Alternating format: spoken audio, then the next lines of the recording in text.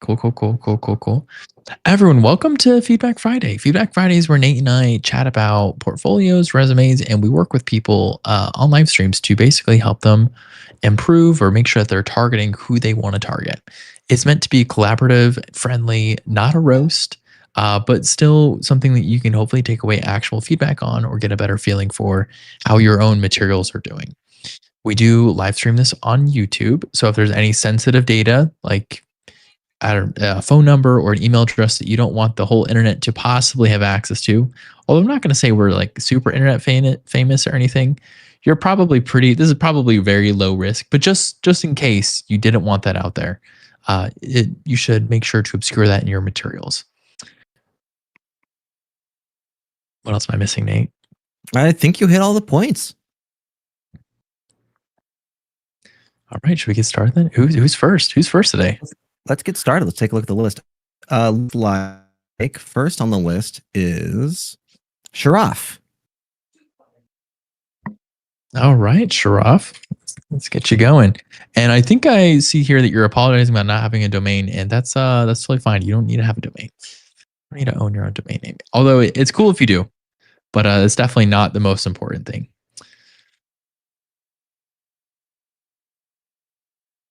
Hey guys, I don't know if you hear me. Yeah, we can hear you.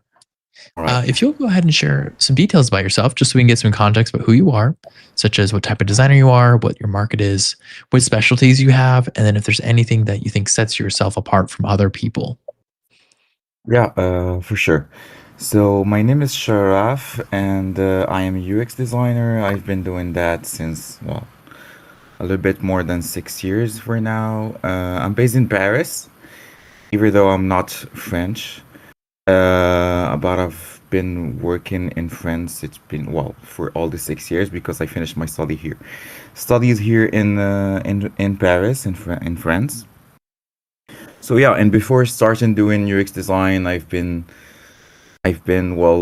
had some studies on computer sciences, more in general, computer sciences, mathematics, and so on. And then when I know there's a lot to do in UX, and I love doing user interface more in general, and I was so sensitive to that, I switched to UX design, and I've been doing that since. I've worked on so many projects for now, for like from startups to large organizations where trying to doing all the processes or the complicated processes for large organizations, and also some creative projects for some startups. So this is mainly it for the type of projects I've been managing. And lately I've been working on a new version of my portfolio. So this is like first demo, and I'm sharing that for the first time. And yeah, I'm willing to get some feedback on that. There's still some things that are still not working, for example, the resume and so on. But this is like my first final version, the V0, I would say, and it would be very helpful to get some feedback on that so I can improve it and of course publish it afterwards on my existing domain.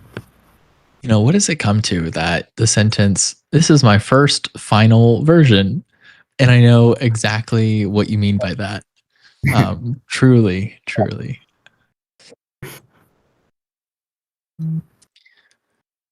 Cool beans. Nate, do you have any follow-up questions for our context? I do, and I'm so sorry, Charaf, if you've already mentioned this. When we first get started, I'm taking a bunch of notes and multitasking here. Did you say, I heard that you were in UX for 6 years. UX or product design? Did I miss a detail there? Well, both. It depends on the project. Understood. Yeah. And then what did I miss your goals for the portfolio, as in you're looking to get hired at another organization somewhere? Sorry, can you repeat that? I didn't get it. Yeah, what are your goals with the portfolio? Are you looking to get hired? Are you applying for jobs? Yeah, actually, I'm working as a consultant for, on a company, working on different projects, and I'm willing to change. Maybe do some freelancing or just, I don't know yet, but I think it's time to start looking for new opportunities, and this is why I'm trying to leverage at maximum my portfolio. Got it. Okay. And when you apply for jobs, what job title are you applying for? This is a very good question, to be honest. For now, I don't know uh, I don't know how can I mix between UX, like pure UX, and product design. I don't know how to position myself between the two. Uh, well, also there is a little bit of subtlety here about like the market of France. It's not like as developed as the US market. So notions about UX or product design or or UX research and so on, there it's a big pool and everything is still mixed together. So it's hard even for the market to identify as low. I'm just a product designer and that's it because people here in general won't make the difference. This is why I'm trying to do UX/product designer, but I'm still not sure. So if you have any feedback on that, on how I can clarify that, that would be great as well. Sure, sounds good. I'm thinking we take a look at your portfolio, and then we can give you feedback on what title you're better positioning yourself for, and then we can talk about if that's the correct direction or not. And then the last question, the level of experience, you mentioned 6 years. Are you applying for mid-level, senior level roles? Do you have an opinion there? Yeah, definitely a mid-level, last mid-level senior prop. You said mid-level, so junior mid-level or like mid-level and senior level jobs? Oh, mid-level and senior level. Right. Mid-level and senior, got it, understood. Cool. Those are I do the have housekeeping questions I have. Tim. Yeah, I have maybe one like focus question, which is today as we chat with you in the next couple of minutes, do you have any specific outcome that you would like love to see happen? Like if we spent most time on your landing page here, or did you want us to spend more time on maybe a case study? If there was like one area you had to pick for us to focus on. Yeah, the homepage definitely here. This is for me like the intro to everything, and then maybe one focus on one project, like just maybe a quick overview, how it's structured, and if it's clear, if it's detailed enough, Mhm. but not too much, or if it has the right structure of if it's because the my dilemma here is that I was trying to be to deliver as much as information about my methodology and information, but I don't want that to be too much for everyone to look into. So I try to be in the middle, but I still don't know if the middle that I defined is correct or not. Gotcha. Okay, well, let's do it then. Let's do this thing, Nate. So what I'm seeing right away, landing on your homepage, it's clean. It's got the basic layouts. We have the majority of information we can see right away. We've got your name, something that anchors us to you. You have a very nice little context button here. I do enjoy the imagery of like the real hand connecting into the pixelated hand. I love a good. I love a good pixel personality font. So that speaks to me a little bit. And then when I'm looking across here, it is following most of our typography rules. Like nothing's too wide. You do have a mobile version here. There's probably some metadata work that you could do, such as getting in your description a little bit, adding canonical. But I think that's all stuff that's kind of farther down the line for you. I think what I'm missing the most, though, is that beyond the basic structure that you've accomplished here, it is lacking differentiation and it's lacking a little bit of uniqueness.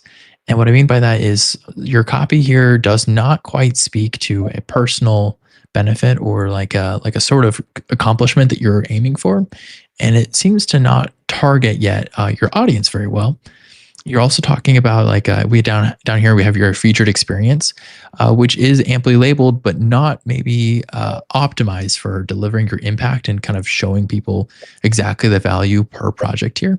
So, like for example, you have redesigned the CRM experience here, but you're not quite attaching this to like the outcomes here. So, like redesigning CRM experience for a certain things. Oh, I think it's actually a typo, but that's okay. Those are the main things I'm seeing. Nate, are you seeing anything else that you wanted to get into in detail here, or is that kind of where you're at too? Well, I love where your mind is at here, Tim. I think I may want to start slightly higher level. So, for example, when we take a look at portfolios, one of the reasons we ask of the detail of what kind of job you're targeting is because it gives us some context of who the target audience is. And it sounds like that's still a little bit murky because it sounds like you're still trying to finesse where you are to land in your next role. And that's okay. If we know you're pivoting out of consultation and into an FTE position of some kind, now it's a matter of question of like, are we targeting a smaller organization or a larger enterprise organization? And how one positions their case studies fluctuate a bit depending on that target audience. If we're targeting enterprise level, there are some key considerations I'd want to take a look at in regard to the case study. There are also some storytelling things that I think we can talk about for both. Tim was mentioning, so the value prop at the top, Tim mentioned that it's generalized to that of the product design world. And I think that's accurate. The barometer test that you can do here is like if you could take if you could take that value prop and copy and paste on somebody else's UX design portfolio, does it still fit them? And in your case, it more or less does. Like disregarding the 6+ years of experience, this is still fairly ambivalent to who you are as an individual. I say that with a brief hesitation that you are stating you're targeting early stage startups, and that's great. Love that you're targeting a particular audience there. We can do more to finesse that though. Let me pause there. It sounded like you wanted to. Oh, go ahead. I also, just everyone out there, I know we love to put the word unique on stuff, but honestly, almost nothing feels more ununique than when people say crafting unique digital experiences. Because I think we all try to do that, right? We're all trying to craft these unique experiences. Yeah, okay, I got you.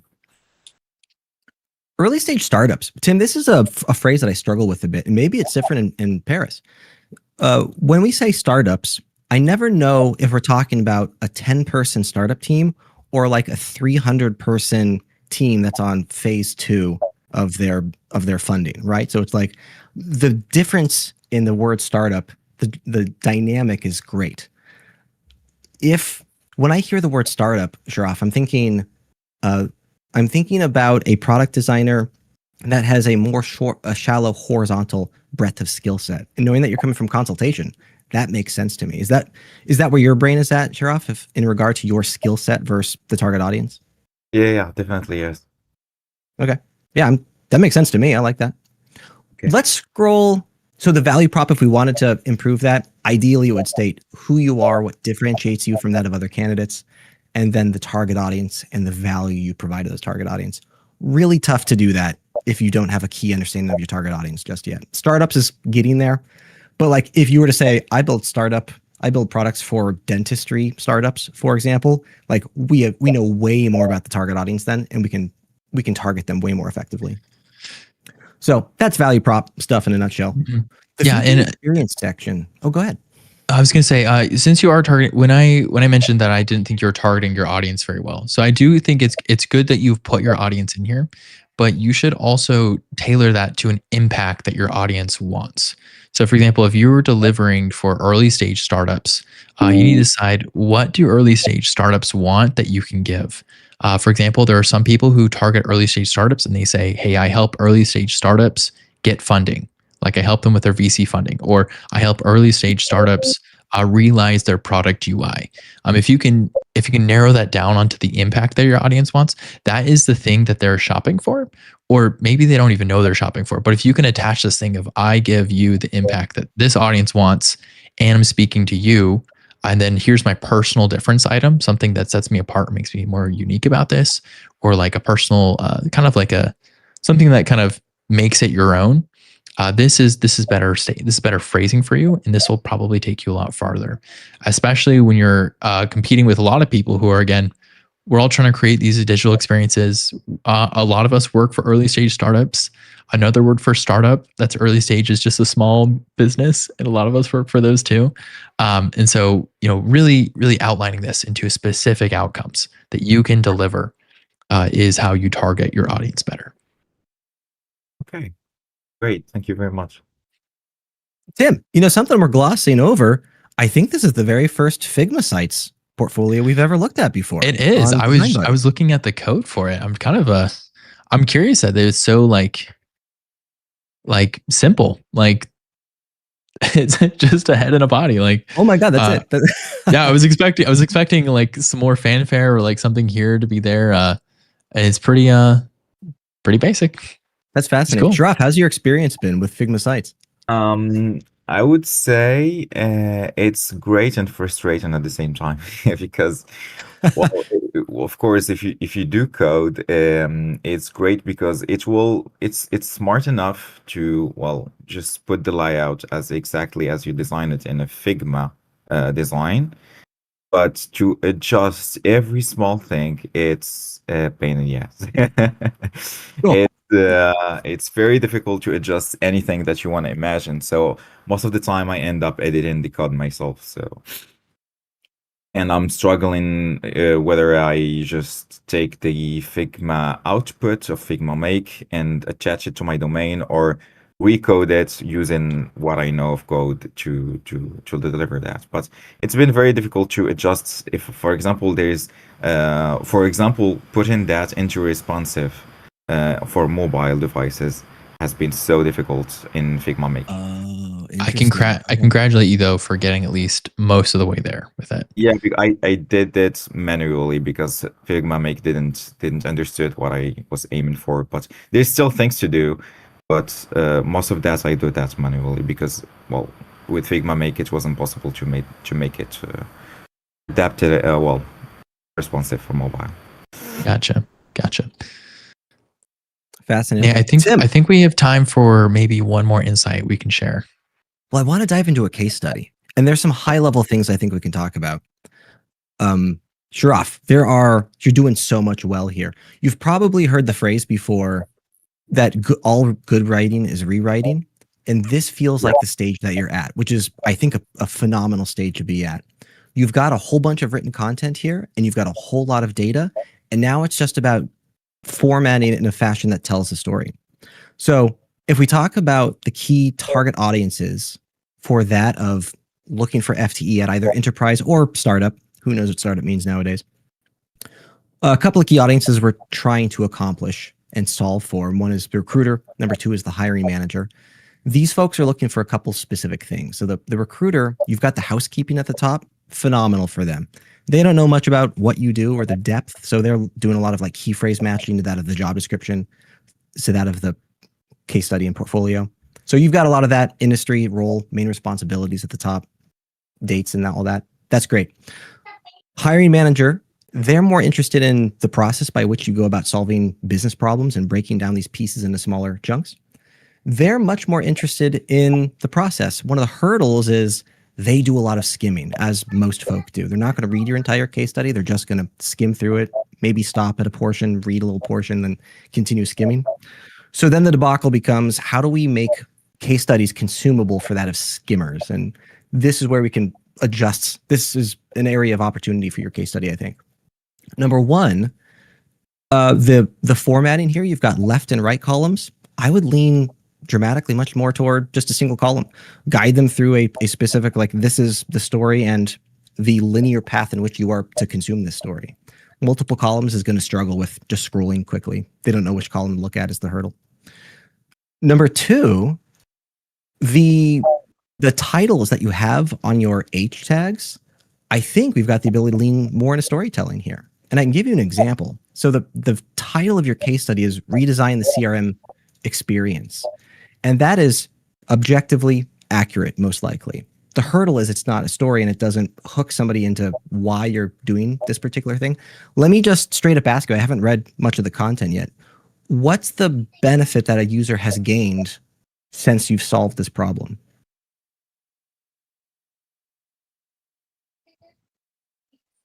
Wait, what was it a question for me? Yeah, so I'm trying to retitle your case study here, and I'd like to title it about the benefit that a user receives now that you've accomplished this thing. Is like to help 2,000 sales to accomplish their sales through a platform, to a complex platform. Yeah, maybe I can reformulate that into, yeah. I see the exercise here. Yeah, I think. Yeah, what Tim's writing here, much more in line with where my brain was going. Don't Okay. use what I'm maximizing writing. I mean, conversions. you can if you want, but I would recommend probably not using exactly what I wrote here. Yeah, But yeah. something like To this. get Yeah. the point across. I got the exercise. I Yeah. understood you did. One of the Right. formats I often talk about is the JJJ. I didn't invent this, by the way, but the JJJ, which is the Jolt Journey Jackpot, which is the idea that you need something that kind of hooks people, right? Often our hook is our visual design, or it's like something kind of cool, something interesting, a pleasant look at. And then a journey is that you need to tell people like a story. You need to tell them something that feels complete, but like prompts them to want to engage with it more. And then you have to tell them why it matters, and you have to give them some kind of reward at the end. And when you accomplish this inside of like a line or something here that kind of hooks people in, they'll want to engage with your content a little bit more, and they'll learn to enjoy you. This is also part of like problem framing, is that you should set up quickly the problem here, so that way I believe you are the greatest problem solver of all time, because of course you'll solve the problem that you're setting up. So if you say like improving, so if you say like if you use the word improving, like that insinuates that that something was a lackluster before, like it needed to be improved. If you say like improving something to drive certain results via this thing, you've now accomplished this thing of like telling me that there's a process that you've done, you've undergone here, a journey with a jolt. So you can say something that kind of speaks to a person, your audience. Maybe 2,000 employees might speak to certain audiences. I don't think 2,000 employees really speaks to early stage startups for the most part, unless you wanted to make it about like scaling a platform for that many people. But in general, attaching these back to your audience and helping them see why this was valuable and what the reward would be for them if they were to employ you for that same process. All right. Perfect. Got it. Yes, and that. I'd love to see this exercise for every single one of your H titles. So for example, scrolling down slightly, we've got next is intro. And then right after that is challenges. Your goal is to, if you were to only read the titles on your case study, one should still understand the story that you went through. That's the challenge. So instead of saying intro, which feels like a checkbox, it feels like, oh, I need an intro section. Now I've got an intro section. Instead of saying intro, you could say something like, who is Criteo? And then challenges is why this process doesn't work. So it's like your titles themselves are telling the story. The goal there being, as people skim through your case study, they're only reading titles. They're still consuming the story that you're attempting to tell, even if they don't read any of the content. Let me pause there, Charaf. We threw a bunch at you. How are you feeling about all of that? It definitely helps, because I've been working on that. Well, when I have the time, and I've been so focused on just most of the time on the technical things, so I never got this overview thing when I have to get out of it and have this outside feedback. So I feel very great. It feels. I see what you're talking about telling the story, about rephrasing, and giving the hook and being more explicit, and just give the genuine story about how I should tell everything about my portfolio. So thank you very much. I feel like he's going to come back next week, and he's just going to have the greatest portfolio of all time on the web. He's just being polite. He's like, oh, I understand now. And he's going to lay it down on us. One last thing here is that when we're talking about the difference between like UX design and product design, one of those differences, there's a couple, is about the language that you use to talk about your impact. And if you want to lean more towards product design, you'll need to learn to change out things like intuitive and effective, which tend to be more UX type words. If someone's hiring a UX professional, that's what they're looking for. And talk about this in terms of like business impact. For example, if this was intuitive and effective for over 2,000 sales, what is the gain here? And this is where you start to do some of that business math and logic of like, well, it made their lives 10% easier, 10% by 2,000 people. And those 2,000 people are each paid, roughly this salary. And like, how much is this worth over time, compounding across, the 2 years that you were there. Therefore, this design decision was worth, X, Y, Z for this business, and learning to kind of frame it that way. And that'll help you with more product framing. But maybe if you're here next week, we'll talk more about that. Yeah, definitely. Okay. Thank you so much. Really fast. I'm looking at the clock and we do have to move on. But your original question was like you were trying to figure out where are you positioning yourself. I would argue this case study is positioning you closer to that of a product designer than a UX designer currently. Could use some more finesse to lean that direction. But I think if you were to apply for product design roles, you would feel right at home. How are you feeling about that? Yeah. I think I can lean towards that, and I've been doing the exercise about gaining more like um, business values on every project, doing some challenges about getting some insights, like some valuable insights, and with real numbers, and lean toward this. Product vision, having this product vision on the mind always, and deliver some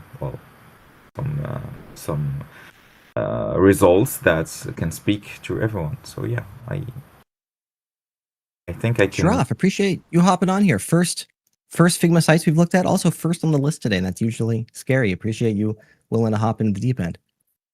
Thank you, guys. Tim, next on the list, it looks like we've got an oldie but goodie. We got Ebony has signed back up again. And folks, for the rest of this call, we do have our queue. It's fairly booked at the moment. So I really appreciate everybody throwing their things in the chat. We will likely be booked up for today. Hello. Hello, welcome back. Do you want to give us the really quick summary? Well, it doesn't have to be really, really quick, but a quick little overview just to refresh us on a little bit about what you focus on, what your market is, and then what you're wanting to accomplish today. Yep.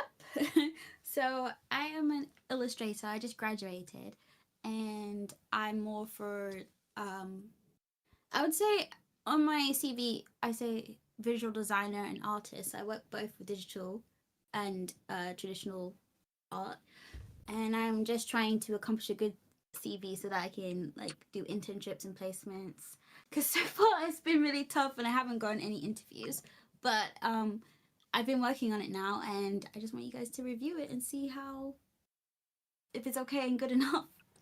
Thanks. Gotcha. Okay, so we're looking at things. Do you want us to focus on a case study, your homepage, your resume? Where do you want to point us? Oh, sorry. Yeah, my resume is CV. Sorry, because I'm from the UK. Oh, gotcha. So that's my bad. It's okay. My bad. So the CV is Just to make sure you're okay looking at we are recording and live to the greater world. You're okay looking at the resume? Yeah. I blocked it out. I blocked out the private stuff, so it's okay. It doesn't appear blocked on my side. What? Tim, take a look on a second monitor real fast. On a second monitor, I actually don't have a second monitor anymore, Nate. Just the one? I unplugged it. It was giving me too much of a headache. Ebony, I'm currently looking. I can see your phone number and email. Is that okay? Okay. You know what? It's fine. It's okay. Excellent. Also, you're coming in a little quiet if you're able to scoot the mic closer. Hold on. Oh, no, it's hidden for me. Better? Oh, it's not hidden for me. That's interesting. It looks like there's. Oh, I can hover over it though, and it's there. So on an inspector level, it's there, but it is visually hidden. Probably just a fill or something. Oh gosh, this is so hard.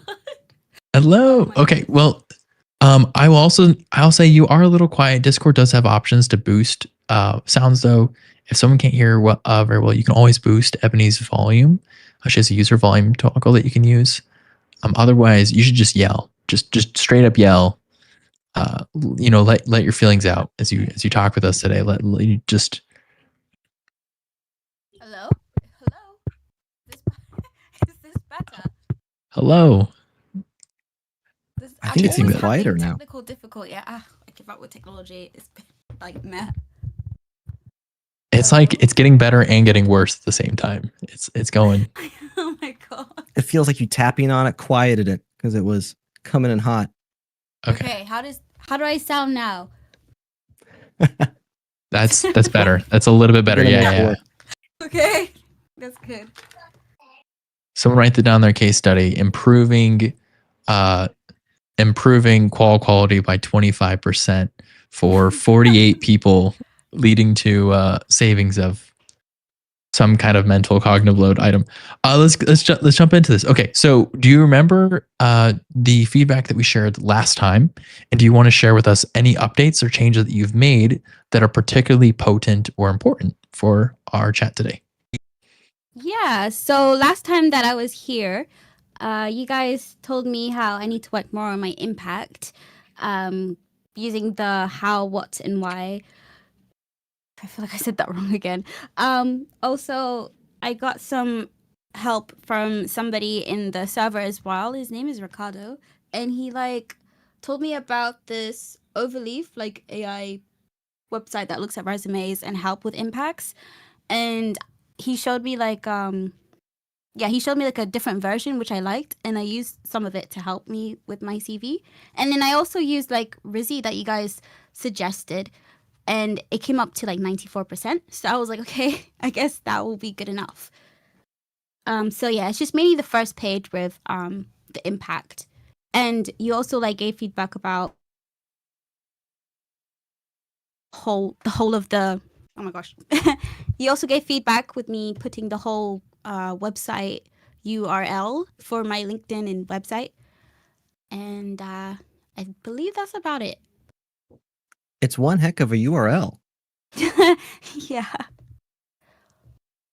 I think we can cut out. So the value of adding the full URL enables folks that print the resumes, for anybody that still does that nowadays, they can still know where to go to find you. So a URL of this length defeats the purpose a little bit. No one's going to be typing that in. Also, I think we can get rid of almost all of it. I think the question mark and after we can just delete, right, Tim? Yeah, it should just be this first part.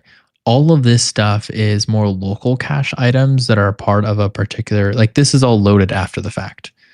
So you could actually just go just here, just to this slash probably. You may not even need the slash, it would work. You can just do emgcreativestudios.com. That's all you have to put there. Oh, okay.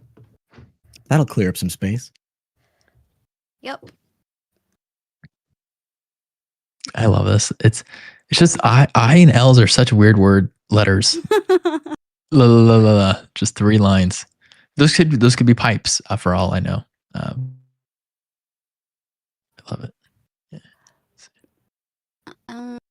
So we've talked in the past about our ability to judge illustration and illustration jobs. I certainly have some weaknesses there. That said, resumes are a fairly universal language, so I'm stoked to be looking at a resume. Yeah, structure-wise, it's pretty clean. Some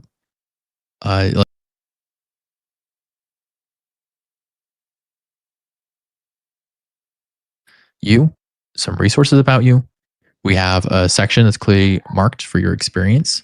Then we have some of your maybe there's something here to this, like you have a role here, and then you also have a sub role here, or maybe this is meant to be a project underneath it.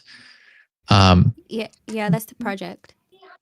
Okay. I don't know, and maybe I would hesitate to differentiate by project unless you had multiple projects that you wanted to speak to. And it doesn't look like any of these have multiple projects directly under them. So I'm wondering if it would still be the same value essentially to just go Illustrator, Pit Magazine, Hello Old Bean, London, UK. Sorry, can you repeat I that? too am somewhat confused by the amount of titles for each job description. Illustrator and then the organization, real common there. But then the next line, I'm confused by that. So like, for example, editorial commission, Hello Old Bean. Those, I don't have a firm grasp, or at least not a quick grasp of what those are. I'm tempted, Tim, I'm thinking for a stronger resume. So let me back up real fast. You're doing a lot of theory here, correct? There aren't any missing sections that we're taking a look at. The order of things are in the correct order. Your bullets are following somewhat of a format, though there's some opportunity there. So now Tim and I are looking at, well, if all of those theory things are being followed correctly, what else can we nitpick at? So we're in a nitpick stage for the moment. I'm contemplating each line is stronger if we remove the the secondary and tertiary and quaternary lines underneath each job description. How are you feeling about that? I mean, but doesn't it say what I did? For example, like, since it's an editorial commission, I mean, I worked on an editorial, and then for Handsome Frank, I worked on a branding like project. So what should, if I take it out, will that leave the people confused a little bit? Let me say it this way. I am currently looking at the first one. I'm not sure if you are an illustrator or if you're an editorial commission. Like they both sound like titles, and I don't know which one's accurate. Okay, I see what you mean. So, But what I should also do see the then? value. I see the value that you're speaking to because you're essentially saying that these are different like special. These are like project types and different things that you participate in, which could help you with your differentiation when you're looking for someone else who might want an editorial commission or branding project. And this strengthens your ability to point to like, hey, I did this for XYZ brand, as you can see here in my resume. And that strengthens your application when it's these specific projects. Yeah. I'm unfamiliar with Handsome Frank. I see Joel talking about them in the chat. Yes, they're an illustration agency. I worked with them for one of my modules at university. It was really nice. I think that was the most According to Joel, it's a professional big deal. Yeah. Tim, I'm contemplating this might be one of the occasions in which we should argue a brief description of the job itself. So it's the job position first, followed by the company, followed by the location and the date, followed by a single sentence of a brief synopsis of your role there. And that synopsis including editorial commission, hello old bean, and some high level things of the job position. But I'm talking single line description here. Tim, how do you feel about that? I think that could be warranted. To be honest, my one concern would be moving past the human level is whether or not an ATS understands the different levels here. Like, will an ATS understand that you're an illustrator at Pitt Magazine, that you did an editorial commission, which project was called Hello Old Bean in London, UK? And will it parse this information correctly? That's my biggest concern. Just on the side of, when you apply to a job, it goes to an ATS that reads it, and will it get this information correct? A second thing, though, is I'm just looking at each of these bullet points, and I just feel like there could be more here. You're talking about like delivering full illustration to an editorial featuring cover, full page file illustration. And like that is true. Like that's very factual. I guess I'm wondering if there's a way you can increase the feeling of impact here. If there's like any way you can speak to this more at like quantifying maybe a little bit more. I could be totally reaching here. I don't hire illustrators for things usually. So keep that in mind, right? Like you are an illustrator, you're a professional illustrator. We are not professional illustrators. So maybe you have a better leg here, but that's just what I'm looking at. Especially when you're talking about like final assets presented to agency founders using internal pitch deck. Like I feel like there's a bigger story here where you can talk about like assets used to present for like XYZ amount of money or like to XYZ number of founders for like things that like help contextualize the importance of this or the agency specificness of this of like, and then knowing like where did this go? Like, was this used? Maybe it wasn't used, and then don't talk about it. But if it was used, like talking about like how this led to like additional projects or something else there. I don't know. I don't want to say adding like pomp and circumstance, but maybe a little bit to each of these. Yeah, okay. I can give that a try. To double down on what Tim is describing here, typically we talk about a three-pronged approach to writing bullets. You mentioned it earlier, the what, how, why approach. The moral of the what, how, why approach is if one follows, it's really hard to write a bad bullet point. But more importantly, the why is usually the most important part of a bullet. It's usually the most impactful for the business and the reason people hire you. And what Tim is describing is we're missing the whys for a lot of these. Whys are typically like increased conversion by 12%, added additional funding by X, Y, and Z, like those things. And those are the reasons why people hire you, not the other stuff. So if we're able to find impact, if we're able to include impact on there or the why of why you did these things, it's going to dramatically position you to a higher elevation and make you as a much more applicable candidate to any of these jobs. The caveat there being, Tim and I don't know illustration well. So is impact as large, is impact as persuasive in your industry as in product design? And that I just don't know. Okay. Beyond that, Tim, I don't know that I have other critique.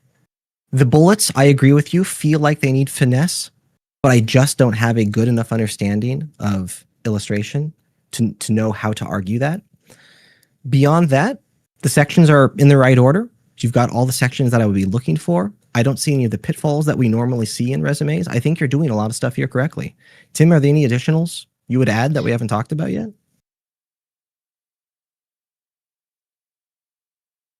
Maybe there's like maybe tiny layout things, like you have a centered name here and you have a centered content here, and then you have very not centered content here, and you have 2 lines here, right? And then you're using 1 line in other places. But like in general, I would say that this probably meets the bill for a early stage resume. And I look forward to seeing this get filled out with even more projects and stuff over time, and seeing it develop and grow. And, you know, probably as you gather more of that experience, you'll learn how to talk about each of these a little bit in more depth. Yeah. Okay, then. Thank you so much. That's everything I need, because I've been working on this for so long, because I've kept coming to you guys and you gave me some really good pointers. So to see like how I started and now where I'm at, I'm glad to see that it looks much better than before. So thank you so much for your advice and feedback. Excellent. Really appreciate you hanging out with us again. Thanks for being here. We appreciate you coming back and tolerating us, and also hyping us up. We appreciate it. Appreciate it. Of course. You guys are cool. Nate, who is up next for us? Next, we've got Group Chat Ghost. Okay. The ghost of Christmas group chat passed. Yeah. Let's get you in here. Hello. Hello. How's it going? You okay? Good. Yes. Great. Yeah. As you can see, my name is Sarah. I hope if there's one thing you take away from this website, it's at least that. The one and only Sarah. Yeah. So I can give you some context before we get into it about myself and this portfolio. So it is my UX design portfolio, or I guess it says digital product designer on there. My job titles have been a little skewed.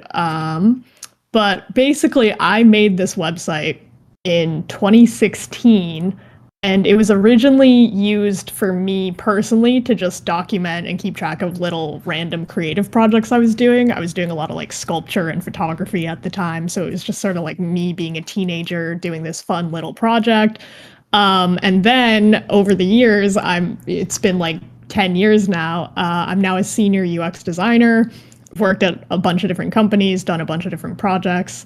Yeah, that one's a concept project, but what gave it away? This portfolio. Yeah, this. Well, I'm actually glad seeing you go through this and seeing that like it's clear, because that's always something I worry about. But yeah, this portfolio is actually like the last iteration of that this portfolio will ever see, because I am working on completely rebranding. Seeing as at this point, sending this portfolio to people almost feels like sending a really embarrassing picture of myself in middle school to people, because it's so old, and I've just kind of continued to add to it, especially given that, you know, I went from being like a literal high school student to then like a UX intern to then a mid-level UX designer, all the way up through now a senior UX designer, still using this same website. So I guess if anyone's interested, this could be an interesting case study in timeless design. It's great. It's great. So Sarah, go for it, Nate. I was just going to ask what you built it in. This is built on Adobe Portfolio, because at the time I had an Adobe subscription through school that was free, and this was also free. Is it still free? Knock on it. It's effective. Thank you. I did really hack the crap out of the template. So yeah, things are a little weird. Obviously, those margins on are a little, the padding's a little off on mobile. It's Adobe fine. is It quite works. tricky. My website's still built in WordPress, though I am following your Wow. lead. I am essentially done with my portfolio rebuild, and now it's just domain shenanigans, moving it over. So yeah, you're leading the way here of you and I upgrading our stuff. Sarah, there's certainly things we could talk about. We could talk about UX design theory and theory about how one builds a portfolio and how one targets an audience.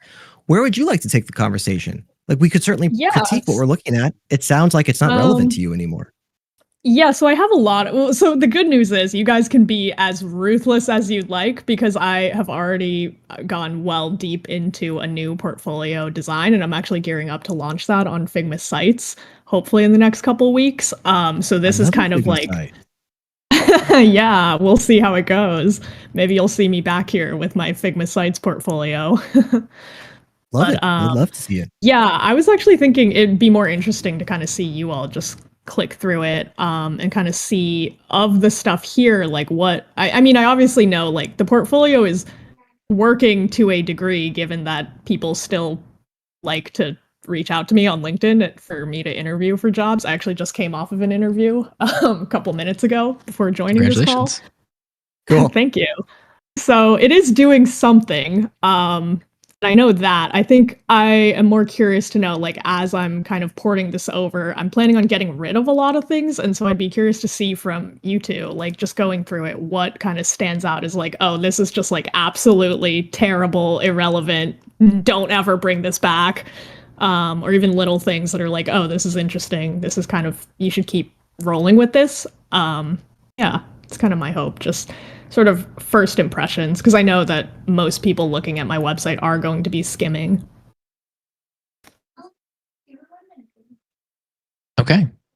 Can you tell us a little bit about your target audience? Yeah, so actually, yeah, that's a great question, because I am currently trying to kind of rebrand to be a designer who's less enterprise and a little bit more customer facing, since those are the roles that people are reaching out to me about now. I've also started to kind of niche down into design systems, so that's something that I would like to definitely highlight more as I continue looking for jobs, so that I can kind of have a little bit more control over, you know, how I'm marketing myself and who is reaching out to me. Sorry, what was the question? No, just audience. So you're talking about moving away from enterprise level, where you're probably on very large teams that are more controlling, and leaning into something that lets you have a little more freedom in determining your strategy and direction. That seems to be what you're enjoying the most. Now, Sarah, I have a few comments on everything you just said, which is one, Nate and I are inherently biased. So we're going to have a hard time giving you unbiased feedback in terms of like a usability test. However, we will do our best to acquiesce to that with a couple of caveats, which is one, we don't like being ruthless. We're not ruthless. I mean, maybe Nate enjoys being ruthless, but we enjoy being more collaborative. We want to talk with you about the whole experience. We'll ask you some questions throughout the whole thing. And we won't have time to get through everything. So it sounds like what we're going to do is a quick skim and kind of highlights of your portfolio as we see it, landing page, etc. And then maybe one case study and kind of getting into maybe some of the weeds of that, if you're okay with it. Yeah, absolutely. Sounds good. There are a couple of things I'm noticing right off the bat. So you've got a value prop at the very beginning, which is great. Describes the goal there, describe who you are and what you do. Your value prop isn't bad for being 16 years old and experienced B2B SaaS platform designer by day. That's a target right there. Independent UX consultant for small pre-seed startups by night. Like it's kind of catchy. It's a Hannah Montana vibe, right? Like Rockstar by night. It's kind of very cool. Yeah. Is Hannah Montana still cool, do you think? Nate, what kind of question? I'm hearing that's a no. Chat, let me know if Hannah Montana is still cool. Do people even know about Hannah Montana? Your portfolio, I think, succeeds in a lot of ways. If we were to go into viewing your work, it is a myriad of different directions and works as a gallery to that of a student dabbling in all of the things. There are sacrifices and advantages to this. The more horizontal your skill set, the more generalized your perception of a designer becomes, the less specialization roles that one will hire you for. If your goal is that of agency, for example, specialization in a particular niche like design systems is going to do you, I think, a lot of favors. Your case studies, if Tim were to dive into one, it's not as much of a case study as it is more of a gallery. And I clicked through a few of them, and that seems to be the general flavor. For example, they don't really describe the process by which you solve information. It describes the company mostly, and then provides galleries and photos of the work that was done. So if one were to just look at a case study, it might position you closer to that of a UI designer. But then you've got the other sections of like 3D modeling, the archive, which is just a myriad of things. It feels a lot like a student portfolio of just, here's all the things. I don't have a target just yet, and this is what I'm capable of. I think in regard to your rhetoric of this is 16 years old, and at the time I was in college, I think this was a great position to be during that time, and now you've graduated from it. Yeah, definitely. That's a good point, because I've definitely gotten that from other people, and I definitely agree, which is also why I kind of feel like I'm almost sending old photos of myself to people whenever I send this out, because it is very much like looking at a version of my past self. Even just if you'll probably notice the case studies are longer on like the older projects, because that is when I was in that phase where I was like, oh, I need to follow the like 5-paragraph layout for every portfolio. Sure. Here's some of my insights. Your page, your default landing page, your splash page goes here, which is an intentional friction point. Friction is not always bad. Friction helps us slow down and think. And so you have an intentional friction page here, and it communicates something about you, but this image seems very generic feeling. And so I think that if you were to replace this image with a picture of yourself or something that felt a little bit more bespoke, instead of I don't know, I just feel like this is like a stock image. I don't know, maybe you took this picture yourself. It is. No, it absolutely is a stock image. And I think that contextualizes a lot of the experience going right into it with this idea of like, oh, a lot of this is stock, or this is very templified, when it doesn't need to be that way. You could easily, change this to something more bespoke, and then kind of have the power to control the narrative of like, I'm going to someone's like very curated portfolio site. But if you're not going to do that, I'm actually curious, why not just have this be your homepage? Because it seems like you're introducing friction here, but you're not nailing the story where the friction lives. And therefore, like maybe doing yourself a disservice when people enter. They expect something different from what you're giving them. Yeah, it's actually interesting you bring that up, and especially as an intentional friction point, because it actually was when I first built it, or when I first started applying to UX jobs as a student. I kind of wanted to track people on my portfolio. So a way to get around the like, having the cookie banner that's like, this website tracks your every movement. Do you agree? I figured out from meeting with a lawyer that if I created this page and I kind of link like a timer or like a tracker to that button, then when people click view my work, they're essentially consenting to be tracked. And so I used to do tracking and analytics on things, and that kind of helped me determine what layout I was going to go with and what projects I was going to put where. But yeah, at this point, I don't track anymore, and so it is just useless friction. I noticed in your console, you still have a few analytics in here.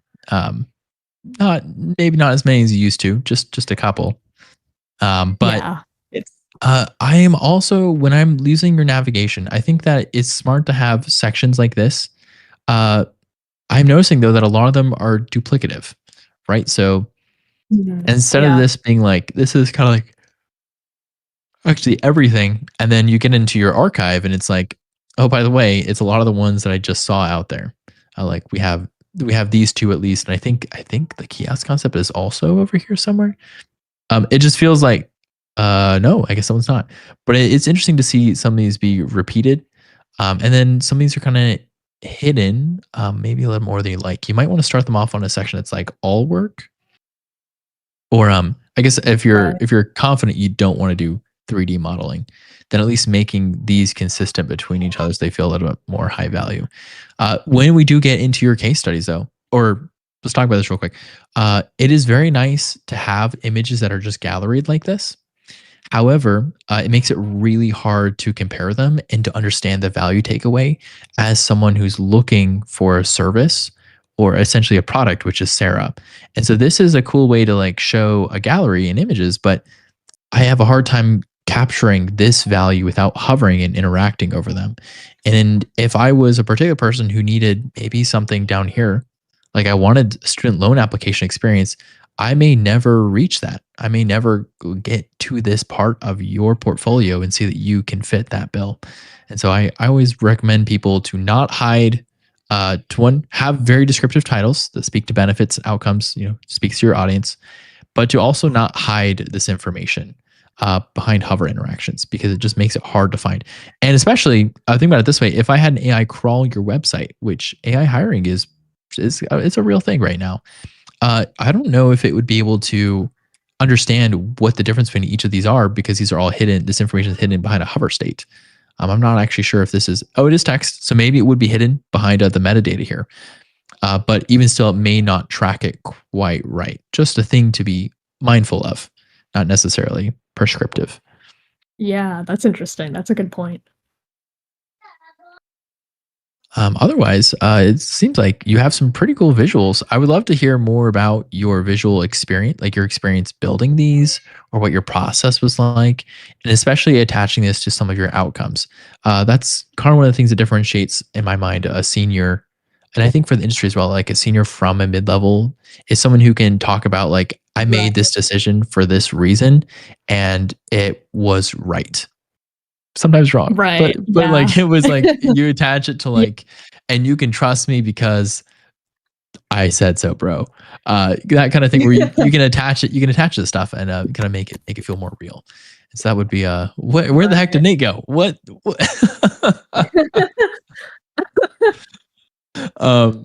That's how I feel though. I would say though, Nate was spot on for like as an early level portfolio.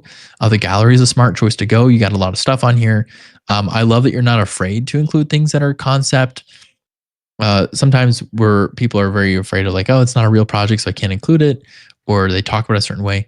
I do think that transitioning into a format where you are talking about like the brand a little bit and then your specific actions is the right way to go. You want to make sure that your portfolio isn't selling someone else's product, right? I didn't come here to buy Rapid7. I came here to buy Sarah Park. And so I got to know like, what is Sarah Park doing that she would do for me that she's just showing an example of through Rapid7? So I would be looking for a much stronger title. So something like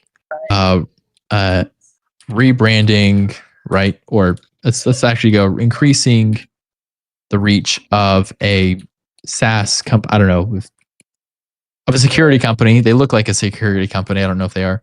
Security company by 200 bazillion, right? Percent.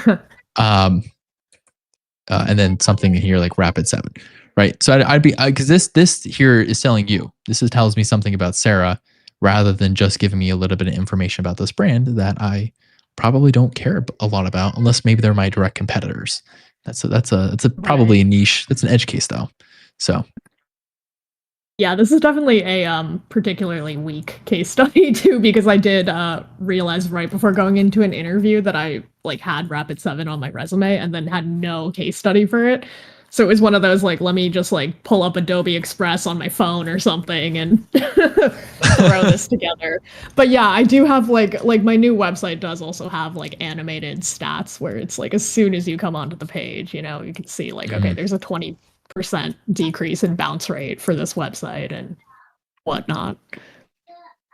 That's great. Well, if you're leaning, that'd be my main feedback here for you. And then Nate would probably, Nate's here. Nate's back. He's returned to us. But I predict, using my mind powers, that Nate will probably speak to something about the process not being articulated enough and not enough of like, showing the thinking that you did behind this. Right. Particularly for senior level thinking, looking for that process and then how you measure success. I feel like we've talked about it. Tim did a great job. I feel like you already know the friction points with your own portfolio. Would love to take a look at Portfolio 2.0 whenever it's ready. Of course. Thank you so much for the feedback, guys. Yeah, appreciate the time. Tim, looking at the list, next up, we have Anupria. Anupria, if you're out there, raise your hand. One of us will find you. Hi, can you guys Oh, hear me? you're here already. That was so quick. Hello, hello. Hi. Hey, how are you? So tell us a little bit about yourself, such as, the details behind what kind of work you like to do, if there's anything that sets you apart, your industry, the market, and if you have any specific goals. Like I know you have on here available to work. Do you want to work for freelance? Are you working freelance? Are you working for a contract? Are you trying to find a nice enterprise home? Tell us a little bit about those things just to contextualize our perspective of you today. Sure. I've recently graduated from SCAD with my postgrad in industrial design 1 year back. And then I did an internship with advanced design and then a fellowship with a marketing agency. And now I'm an SF and I'm looking for work. And my portfolio, I want to get into startups and basically I am a problem solver and I want to create a role in the system where not in the way the system allows, but in the operators under a VC firm, there is a missing seat of a design thinker. So I am aiming to create that seat and that path. And that's what my portfolio is about. And I just want to know, like, what do you think?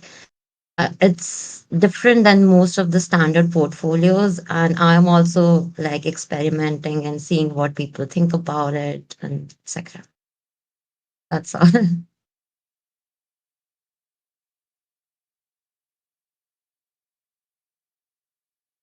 Yeah, this Okay. is interesting. Very cool, your background. Also, congratulations on graduating with what sounds like an extended education. Is that right? Yeah, a Well master's. done. That's incredible. Do you have an understanding of the job title that you're looking to target? Um, so I am not in one silo. I can merge silos to solve a problem. So I don't want to restrict myself to just industrial design or just UI UX, but I am into B2C market. That's my target area. And I want to work with founders who are already solving in that area and merge design thinking into it. Yeah. Okay. So where my brain is currently at is the scope of your skill set and capability doesn't sound like it aligns with a specific job title. The friction Yeah. point that I would then speculate is as you are applying for jobs, there are probably not that many jobs available for you to tackle, and B, the jobs that you are applying for are potentially outbidded by other candidates who specialize in those roles. Have you experienced either of those things?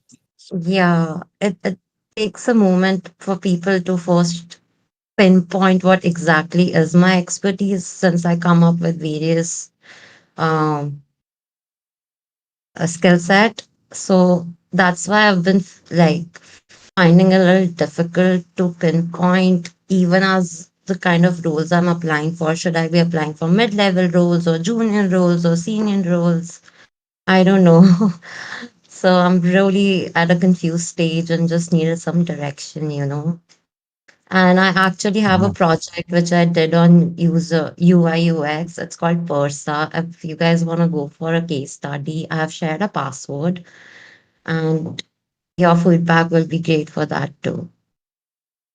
Well, certainly happy to take a look at a case study. Case studies are solutions to positioning and targeting a particular role that you're looking to tackle. So the only value, if we were to review a case study, we would only be providing value if your goal is to target UX roles. And we can certainly do that.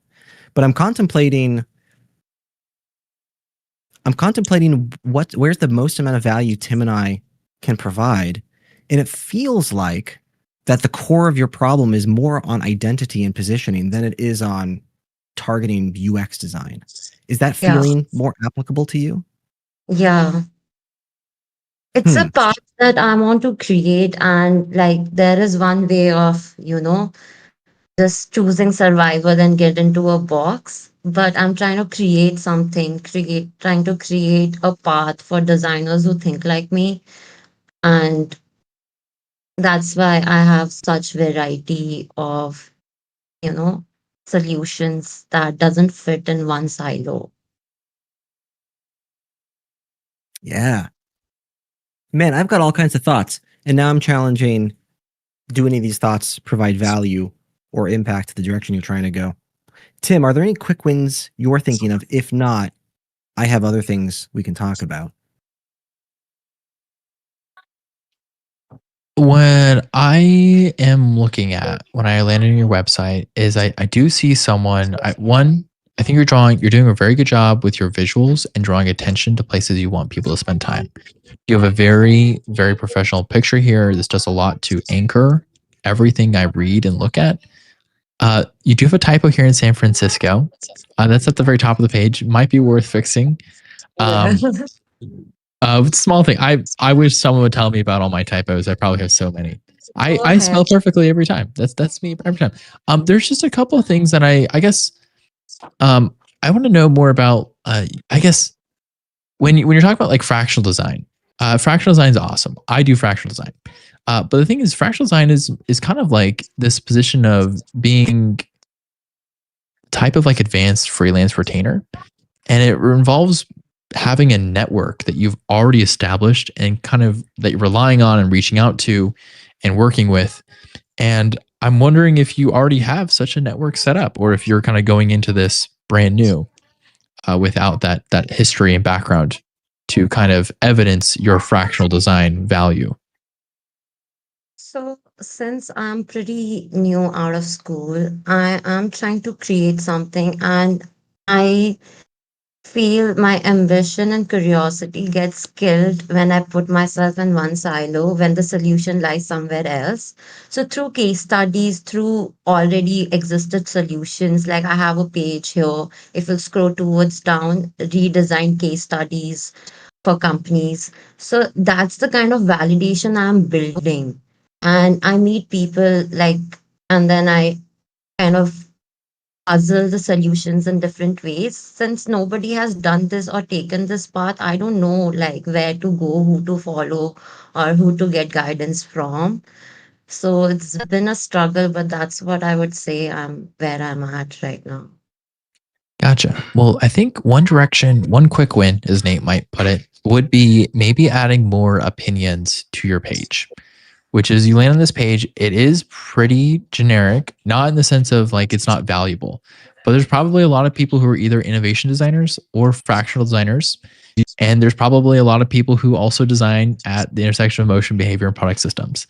And so introducing some opinions here or some extra niche items actually makes you a stronger candidate in a lot of ways, because it shows that you're one, thinking about yourself, you're thinking about your audience, and you're also thinking about the people who you want to work with.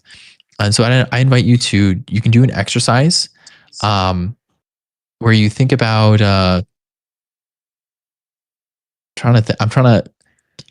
if you do an exercise that helps you understand who have you worked for in the past, who have you loved working for? And then do you think that they are the kind of people who have money to continue supporting you? That kind of exercise will help you understand a little bit better about who you want to target, and then what kind of work and value you want to provide them over long term. And that will help you reframe some of this. And so it's not just a generic thing anchored by a prospective potential designer, but it'll help you come across a little bit more direct and clear. You'll notice that successful products do this. They tell people who their audience is. And successful products don't only target people who are their audience, they turn people into their audience by telling them opinions about their audience. And so, like, for example, you say, like, we think startup founders are awesome. And then it's like, one, your target audience is startup founders, but two, everyone wants to be awesome. So people will want to identify more as startup founders. And doing that kind of thing will help people fall into your funnel a little bit better. Okay. that said, I think there's also like maybe just some finesse level that could be added here. Like it's you're doing the senior designer portfolio very well. White is the way to go for a senior design portfolio, which is white with lots of black and space, small text. There's probably some accessibility violations here, but those aside, you have some of the aesthetic nailed here, and then it kind of falls apart a little bit as you get a little farther down. Like this just doesn't have the level of refinement that you want it to be. It's hard to get this value in as well. I'm also looking for better punctuation here with you don't have a space, and then articulating these in a way that's more natural. When I'm looking at stories, the stories or Yeah, I do see that. any like story, like a game or like a movie or something, they have to tell you information, right? Or even a book. And the best stories know how to tell you stuff without having to explicitly tell you stuff. Like they don't have to overdo their exposition. They don't have to expedition dump. Like you'll see this, like some movies will have like, the main hero has to go on a quest, and then like their grandma's like, by the way, here's like a 30, like, like a 15-minute sermon about like, here's where the world's at, by the way. Hey, did you remember that like the world's under this jeopardy or something?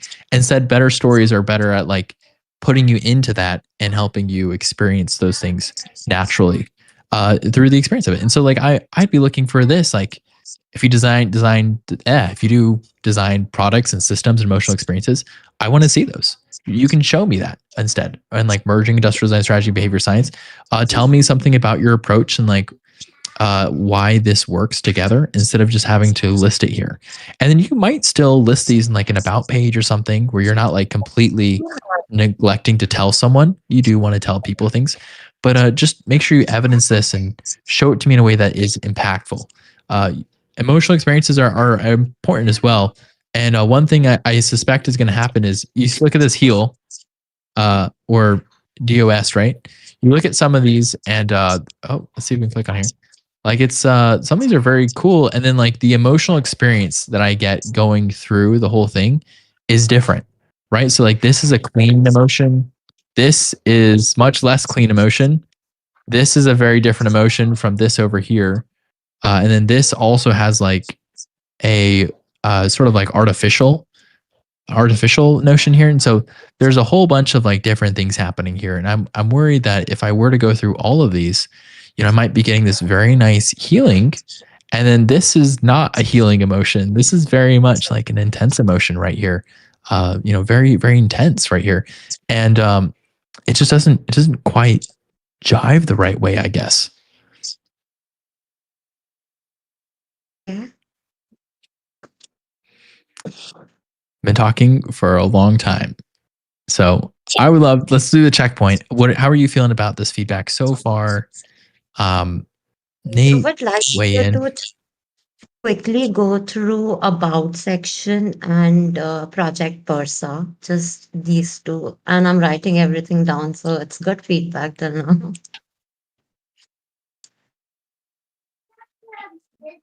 But do you think this kind of market exists for like my kind of portfolio? Or is it, I don't know, or am I like not aligning myself well? Ooh, I've been thinking about this. So while Tim's been talking, I have been struggling with how to best position you, and I've got two thoughts that come to mind. Number one, let me just straight up ask you, how do you feel about the world of product management? Generally, these roles go to people with MBAs, and like, I don't know, I can go for such roles. I would enjoy such roles, but it's difficult to jump from this background to direct project management. But I can do the job. I feel like that. There might be a vernacular separation here. So are you familiar with the world of in product development cycles? Are you familiar with the world of Agile and Scrum? No. You use the word project management, which is kind of interesting. And there is a nuance between the world of project management and that of product management. The term product management is a different title associated with that of enterprise organizations who specialize typically in agile development cycles. Have you ever talked about the difference between a waterfall development cycle and an agile development cycle? I'm not able to maybe some different terms, but some different keywords. But if you could like briefly explain, that would help me connect dots. Yeah. The first thing you should know is this is a subject of which books are written. So we can cover high level stuff.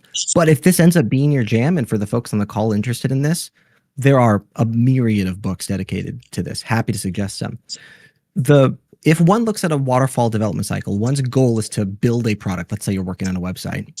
In a waterfall cycle, we're sort of intrinsically aware of how this works. You start at the very beginning, you start with discovery, you then enter design, then you enter build, and then you develop the thing, and then voila, at the end there's a grand reveal, the thing has built. And that's waterfall in a nutshell. That's the cycle that we've been using for forever. That's how projects have been built. The last 10 years, Agile has come to more popularity, and Agile has a different approach to that. Instead, Agile would say, okay, you're building a website, let's start the discovery cycle, but rather than building the entire website, we're just going to focus on what's the most important thing. We're going to do the design, the build, and the development for just that, and then we're going to publish that, and then we're going to test and measure to see if that tiny little thing is effective. And if so, we're going to start building the rest of the website, next most important thing, and we're just going to build it piece at a time. Agile in a nutshell. A lot more to say about that, but in general, Waterfall tries to build the entire thing at once. Agile breaks it up into a bunch of tiny pieces and tests and measure along the way. Product management, much more dedicated to that of Agile, and you typically find these roles in large enterprise organizations with decentralized product teams. Your skill set, I perceive, aligns with product management in these larger organizations. Or I could also see your skill set aligning with tiny startups who don't have the budget for a myriad of people, and they just hire you for your shallow horizontal breadth of knowledge. Very two different environments and organizations, but I see your skill set potentially tackling both of those. And that's where my brain is at. How to best position you and get you employed at your next position, knowing that your skill set is horizontal in nature and doesn't specifically target roles and job titles that we're seeing on the market right now. Let me pause there. How is all of that sounding? Did that make any sense? How are you feeling about that? Yeah, it's making sense because like I don't have anyone who can like give me guidance on such things. So this is kind of a good perspective to hear. Yeah. Cool. I'm looking at the clock and we've got to move on to the next one, but this is a conversation that has a rabbit hole of things we could talk about. If I were in your shoes, I'd start researching. I want to start learning about enterprise environments, specifically Agile and Scrum, and then taking a look at the product management role, which I think might be a solid fit for you. Okay, sounds good. I'll offer two pieces of advice. Fractional is a upcoming and new term. Not a lot of people know about it. And this surprises me because I work as a fractional designer and pretty much all the people I talk to are like, what is that? Or they don't quite understand what it is. So I think that if you're going to use this terminology, you should be looking for groups and communities who are also doing fractional work. And if you work within those communities and talk to those people, chances are they will know the people who are looking for this kind of stuff and have a better idea of what they're looking for. Otherwise, you're going to have the problem of you might reach out to a company who needs you and they don't know that they need you already, or they don't recognize that you're the person. And so you have like a translation problem. Then the second thing I am going to invite you to do is I would like you to do an exercise, which is where outline companies that you have worked for in the past or that you would very dearly like to work for, or at least that you think you would like to work for. And what you're going to do is you're going to say, do I actually like working for these companies? Like yes or no, and why, if you can talk more about why. And then talk about like the value. So, this is value or help. Can you help these people? Oh, my drawing's terrible. But are you able to help these people? Like I might really, really enjoy working for, I don't know, a food restaurant, right? I might like working for like a restaurant where Applebee's or something where like, yeah, that's great. But then like actually, Applebee's doesn't need me. And so like I can't actually provide value to Applebee's, even though I really like them as people. And then the last thing you should evaluate is, do they have the budget to pay for the kind of work that you need to give them? This ends up being the problem for a lot of small businesses or small startups, where like the startups are great people, really moral compass oriented. They do need your help, and you can absolutely give them help. And then the problem ends up being like, but they can't actually hire people right now, or other things. And just understanding like what audience have you worked for in the past that you like, that you can provide value to, that can actually pay for your services, or your dream ones as well. This will help you choose your niche and decide where you want to go and how to position yourself. Because once you get all three checks, these are the ones. These are the ones to target at, or ones very similar to them.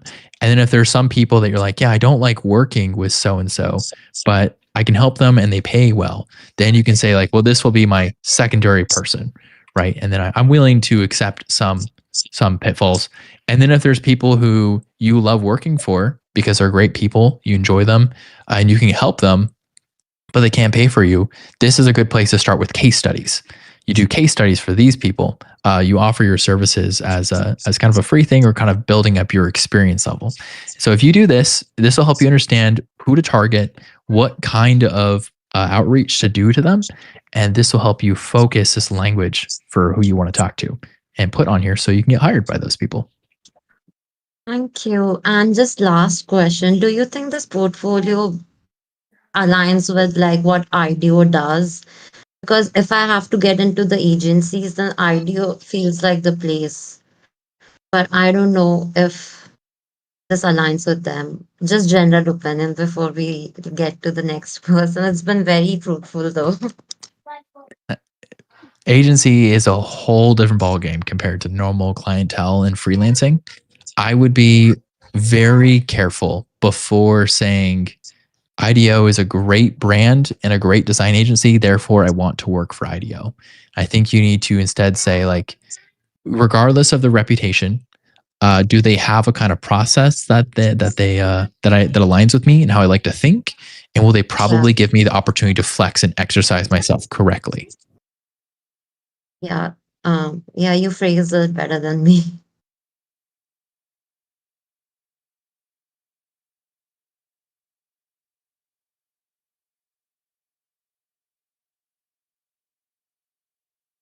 All right. I think that is the time we can give you today. And I just want to put out there, if there's anyone else who's listening who's in a very similar position, we are all of us are going to come to some point where we're trying to figure this out, whether it's now, later, or in the past. And we feel you. We feel you on this. This is tough. This is very tough to do. It takes time, but it's worth it. And you may do this a couple times throughout your career, just kind of figuring stuff out. So just make sure you put yourself through it and learn about yourself and what you want to do. Thank you. Thank you so much for all the feedback. It actually made me see some new perspectives. And yeah, I value your feedback and thank you so much. Well, thanks for your time. Nate, who is next up for us? Next on the list is Natasha Frey, otherwise known as Violet. I've got them. I'm going to invite them up. While doing so, you mind telling us what fractional designer means? Oh, me? Okay. Yeah. Fractional design is a phrase that describes fractionally is a basically a word for part-time consultant. It's this idea of hiring someone fractionally or part-time, not full-time, but at the rate of those senior level designers. And so this would be, in design world, this means you hire a senior or lead designer to come on part-time to your team. They're fully integrated. They might go to meeting stand-ups. They might help with your strategy, and they're going to provide leadership for your team and give you insights that a senior designer would provide. But they're just not working for you full-time. This is good for designers because it lets them have multiple clients at the same time. So you can get like a pretty good income that way.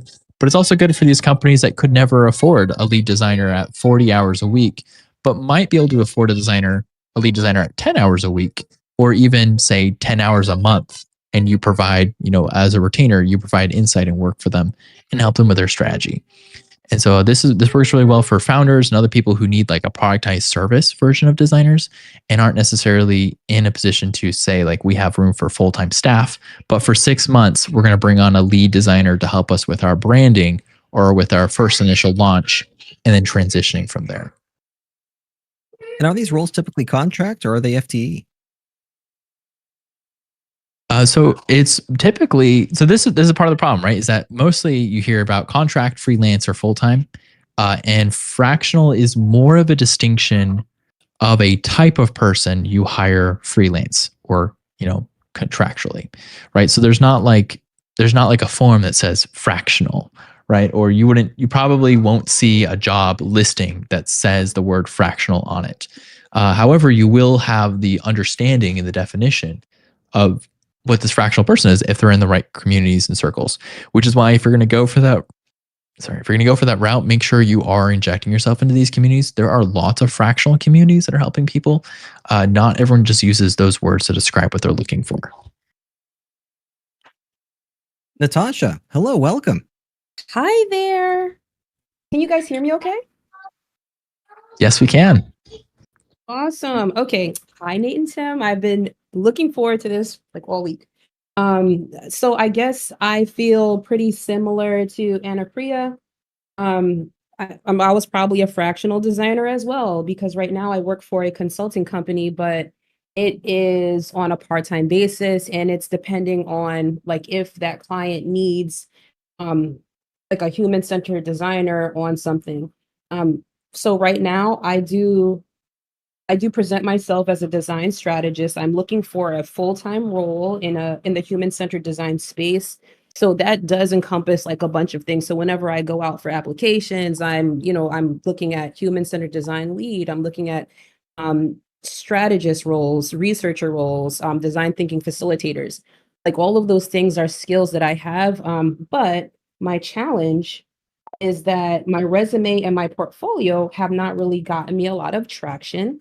I did recently receive my dual degree. It was an MA MBA in design leadership. So I do feel like I have the skills to be able to complete all these jobs, but I just have not been getting any bites. And I'm fully okay with you guys, looking at my resume. There is like my phone number on it or whatever, but it's, that's not my real phone number. So I'll just like not answer it if it's you guys. Yeah. Okay. So here's what I'm hearing. You are currently working as a retainer consultant, which is another way to possibly say fractional in some circles. You have experience that merits you working at this degree. However, your current setup is not getting you enough leads to be satisfactory. And you also have credentials that are somewhat new, but maybe aren't being flexed quite yet. Is that an okay, okay.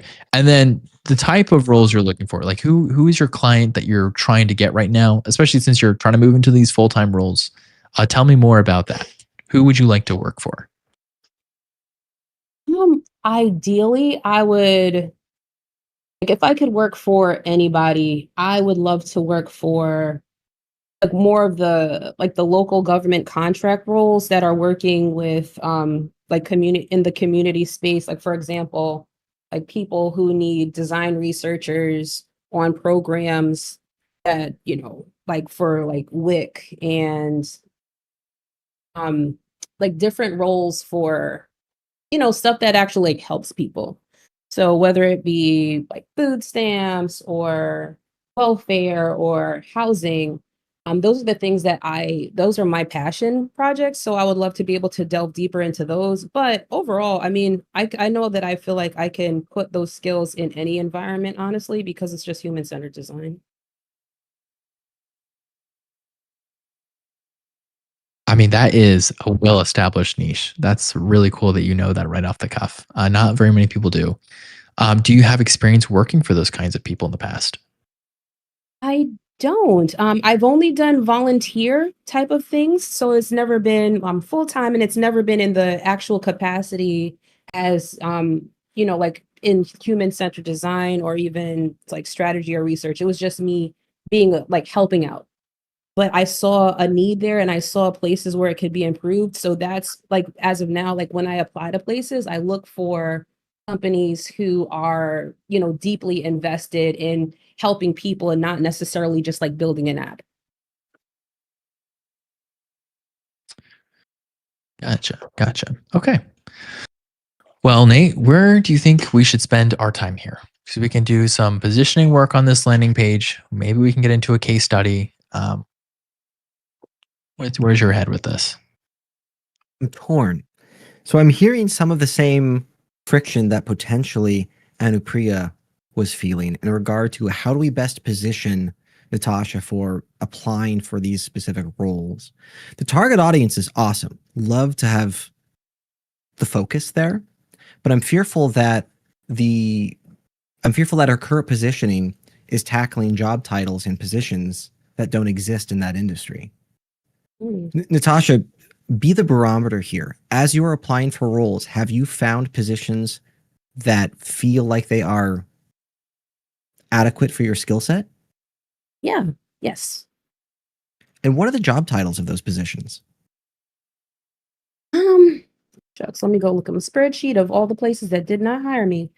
Excellent. You're doing metrics on all of that? Oh my God. Yeah, you have to. Because it, you know, it shows, it definitely starts to show the pattern. But yeah, so it's definitely been, oh, I'm sorry, go ahead. No, I was gonna ask, I'm glad that you have a list here, but knowing that you have a list, it's actually more important that I know what roles you're trying to target, regardless of what the list says. Do you already have an understanding of the job titles that you're looking to target specifically? Yeah, so when I go out, I'm specifically looking for this like design strategist roles for the most part. So I look for like user experience designer, design researcher, customer experience. And I've also looked at, you know, like design management, but those were the areas that I tend to stick to most. Got it. But Okay. honestly, it's like, you know, and like creative strategist. Yeah. And it's like sometimes it might even be like product designer, but I do feel like a lot of times these companies, when they put up these job roles, they're very broad and very, not to say very vague, but it's like realistically, one person cannot do everything that they're asking for in that job description because it just doesn't make sense, especially within a team. Because for me, I'm not a person that like I can build the prototypes and do all those things, but I feel like a person that's a prototype designer, that's a very specific type of job. And if I'm a strategist and a researcher, I don't think you need to see me doing every single thing because realistically someone else is going to do it. But that's what I've been encountering in a lot of the roles that I see. Like they're like, yeah, we want to see like UI work, even though they're asking for like UX. So yeah, I just would love to hear your thoughts on that as well. Because it made me start to feel like, do I need to build up skills? Do I need to provide more like apps and websites and this and that, even though that's not really where I want to stay in my portfolio? Or is my experience like going out and doing like, you know, doing interviews and research and like showing how my process from, you know, like my whole design thinking process goes, because that's what I want to be able to do at a job. Personally. So I do know some people who have somewhat similar positioning, and their number one recommendation to me has been to get involved with nonprofits if you want to go with that angle. The jump between like nonprofit to government can sometimes be smaller than one might think. And if you can put nonprofit sort of work on your thing, you'll be more appealing to a lot of these government hiring type individuals. It also speaks a little more to your quality because there's always like a quality character question that happens with government roles as well. I am not able to provide expert insight on too much of this position because it's a little bit of it's beyond me to provide you with some of the insights that you're asking for right now. But I can help with some of the design of your website and making sure that your current positioning is being seen and heard, and that it is. And so I guess I'm not sure if I can help you with saying like, yes, this is Real exactly fast, the Tim. what. I'm so sorry to cut you off. I do want to talk about the positioning there briefly. Do you mind if we, before we Let's pivot? do it. Let's do it. I'm just gonna be careful to not offer too much. Yeah, Natasha, where my perception is at is the industry is, we're at a point. Are you in the United States? Yeah, I'm in Maryland. Excellent. That's so far away from me. I'm in Seattle. We're in opposite corners. I love the skill sets that you have and the positions that you're targeting. The friction that I'm attempting to overcome now, at least in my perception, is that the industry and environment of design in the United States is a dramatic amount of supply of designers with a low amount of supply of jobs available. This has a dramatic advantage toward that of organizations and hiring managers in the sense that they can find the perfect candidate for all of these things. The thought there being you are a design strategist by title and you are applying for a UX design role. The hurdle is there will be a plethora of other UX designer specialties that are also applying for that role, those that specialize in UX, whereas you're coming into a generalist fashion. Nothing wrong with generalist. The hurdle is you're being outbidded by that of specialized candidates. That's the fear I have of your current positioning. I like the nonprofit route where what I'm thinking as a generalist with a shallow horizontal skill set puts you in a position where if a company has a low budget and has to only be able to hire one person given their budgetary constraints, you want that one person to have a shallow horizontal breadth of skill sets to accomplish all of the things. And you find these in decentralized product environments. You find these in small startups because their budget's smaller. Nonprofits tend to fit in that smaller startup space. I like that idea. And the difference between nonprofits and government work is really not that great. You're probably more familiar with that than I am. How are you feeling about that direction of positioning? I mean, I am definitely not against it. I feel like I just need to kind of figure out exactly what they want, because I feel like every time that I apply, you always get the email back like, hey, we found someone that's a better fit, but they never really explain like why and what's wrong with the package that I presented that's not, landing with them. So yeah, I guess that's kind of where I am, because I just don't know what is going wrong necessarily. Okay, well, we can do some of that looking at your funnel then. Do you know, is this like you talk with them in an interview, or is this like pre-interview that you're mostly not landing? It's mostly, of course, like pre-interview, because it's like there's way more rejections there. But even when I get to the interview stage, for the most part, like I would go, like if I actually do get an interview, I would typically go most of the way until like the final interview, and then that's where they would end up choosing someone else if I actually get to speak to a human being.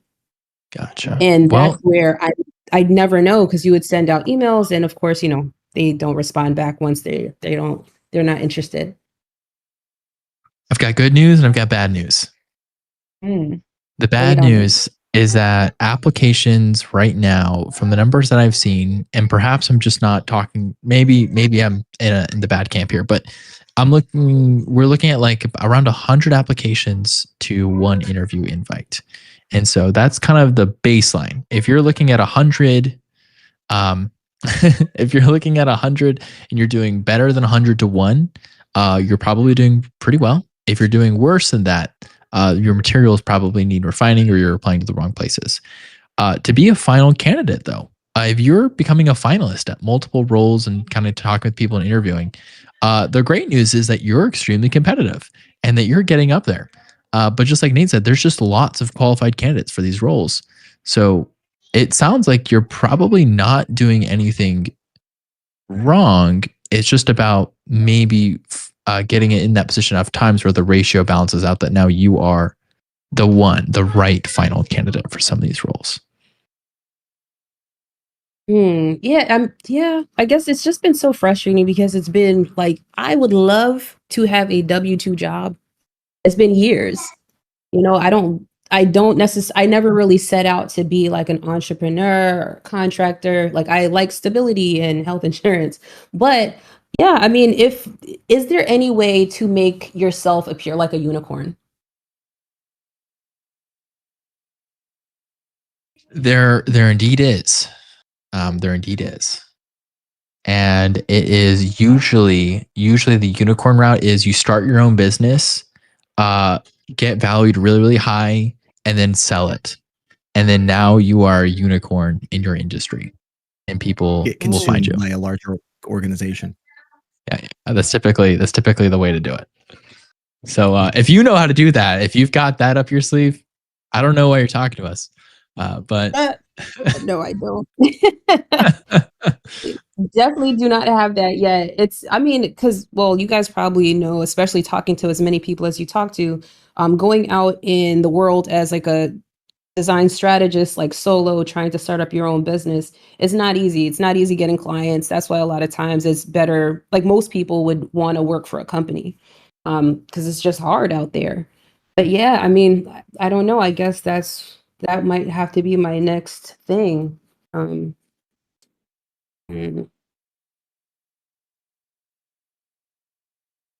there is so much here, and I'm so loath to move on before it's addressed.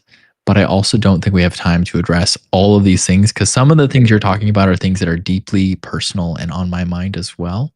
Like the market, I think everyone knows right now that the market's not exceptional, right? And there are lots of like, here we are, we're trying to offer feedback the best we can, helping people get in. But like, there's a lot of people competing for these roles. There's a lot of roles out there. There's also a lot of uncertainty. Things are good and bad in a lot of ways, and we seem to be on the side of things that are not awesome. I want to talk about all these things at great length, but I think we have to keep moving forward. If you want to stick around for after hour or so, I think Nate will continue to pick your brain and we'll have a pretty cool conversation if you're interested in staying around for that. I'm not sure what he's got planned though. Absolutely. I would love to. I have some resistance there. I'm so sorry. There's another subject in After Hours I want to talk about today, and we only have time for one of them. I'm so sorry to turn you away. It's okay. But that subject going to be really interesting and potentially beneficial for your current portfolio, which we didn't dive deeply into. So would love for you to stick around and watch it because I think it will impact you. Absolutely. I'll be there. Thank you guys so much for your feedback. But real quick, really one quick question. Like, if you guys were to come across this portfolio and that resume, would it be something that you would just throw in the bin, or is it something that would make you want to like linger and find out a little bit more? Here are my quick insights for you from a UI perspective. It is positioning itself as an agency consultant inside the fractional world. When I've looked at other fractional project management type people, this is the kind of website that they have, the same kind of positioning. You have a enterprise, or not enterprise, sorry, you have that corporation feel because you have some of these like business chat features here, and you're referring to yourself in the third person. And that's all leaning into some of that like, and also is get in touch here. Now, I don't know about the yield on this, but as far as appearances go, that is the impression it gives me. It is, however, from a visual perspective, visual beauty, I think it's lacking a little bit of refinement. We have like some of our letter spacing here, and kerning is a little bit weird in some places. It is difficult to sometimes see some of this stuff. It feels a little bit overly templated. And there are ways to definitely give you some good wins from a visual perspective, which is something I'd be a lot more comfortable doing. The positioning wise though, right, you have to have the right position before you do the visual stuff.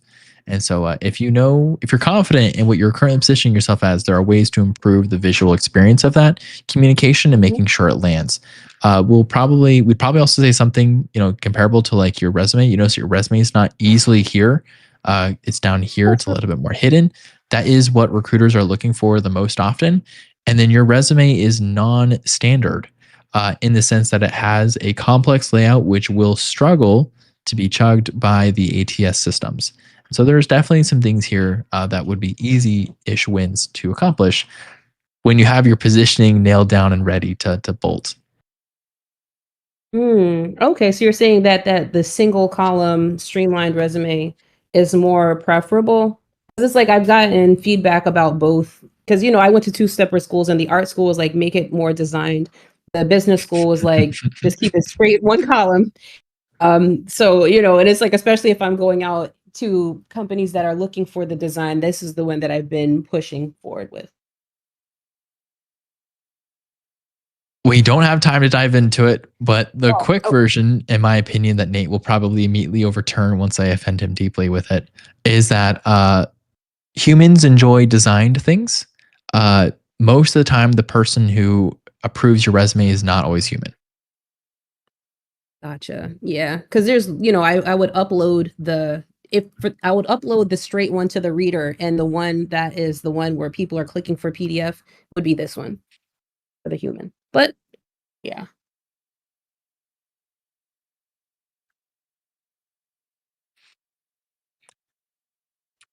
Thank you, Natasha, for your time today. This could go on for forever, but we cannot go on for forever. And I think we have time to squeeze in one more review very, very quickly. Nate, who is that person going to be? Well, I'm looking at the list. We have a couple of people who have dropped off. So the next person on our list who's still in the audience, I think, is Marshall. I say that with an asterisk. It is a Behance portfolio. So advantages and disadvantages here, I imagine we'll talk about it. But I'm currently not seeing Vishal or Kinza in the chat. Raise your hand now if I'm wrong.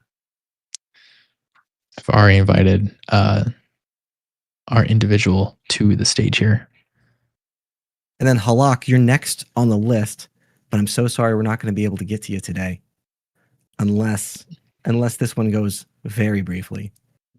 But likely not the case. I haven't seen Marshall come on up. I did invite him to the stage. Oh, he's got his hand raised. Okay. What's I guess I don't know why it's I'm inviting him to speak, but or her. Could be him or her, Marshall.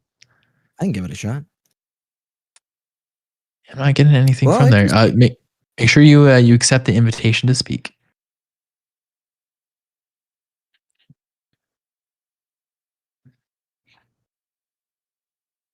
All right. It looks like we're having technical difficulties. Halak, you are back on the roster. Look at that. Let's get you in here. So Halak, whoa, let's see if I can find your thing right here. Ta-da. I got him. Whoa, with a media file here. Yeah, this is cool. Very quickly, everyone still on the call. This is Notion, really isn't it? It is Notion. Really love all the people hanging out with us today. This will be the last one we review today. We do this every Friday, 11 a.m. Pacific time to 1 p.m. Pacific time. All of this is being recorded on the YouTubes and streamed live. But if you want to watch any of today's episode at a later time or any of our previous episodes, take a look at the YouTube link I just had in the chat. We are talking about something a little juicy today in After Hours. So if you want to stick around and talk about that, it will affect, I think, everybody with a case study. Love to see all of your faces. Again, Halak, welcome.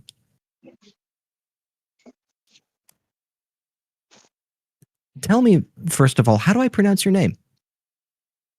It's like luck, which is like the usual word you say, huh? What did you mean? And then luck at the back. Halak. If that helps. Halak. Halak. I am famous for getting all my pronunciations wrong, and I am so sorry for everyone who I've offended and probably will continue to offend despite my very genuine efforts to not do that. I promise everyone I try to say people's names right, but Halak, can you tell us a little bit about yourself and a little bit about what you like to accomplish today? So, for example, what kind of designer you are, what kind of work you do, if there's an industry you're specific to, and then how we can help you today. Okay, yes. Hello. I hope you'll be able to hear me, right? Just confirming. Correct. Yeah. So I recently graduated in London from Queen Mary University, and I did my undergraduate over there. And now, during those 3 years of undergraduate, I did gain somewhat of an experience working in the UX design and product design field. I'm not sure which term to use right now because, yes, there's a lot of uncertainty in terms of what it is. But I had an experience working with a startup that was based in the US, and then I also worked with the website update, which was the redesign for it. Yes, you might be able to see that. And I'm looking forward to getting into user experience design.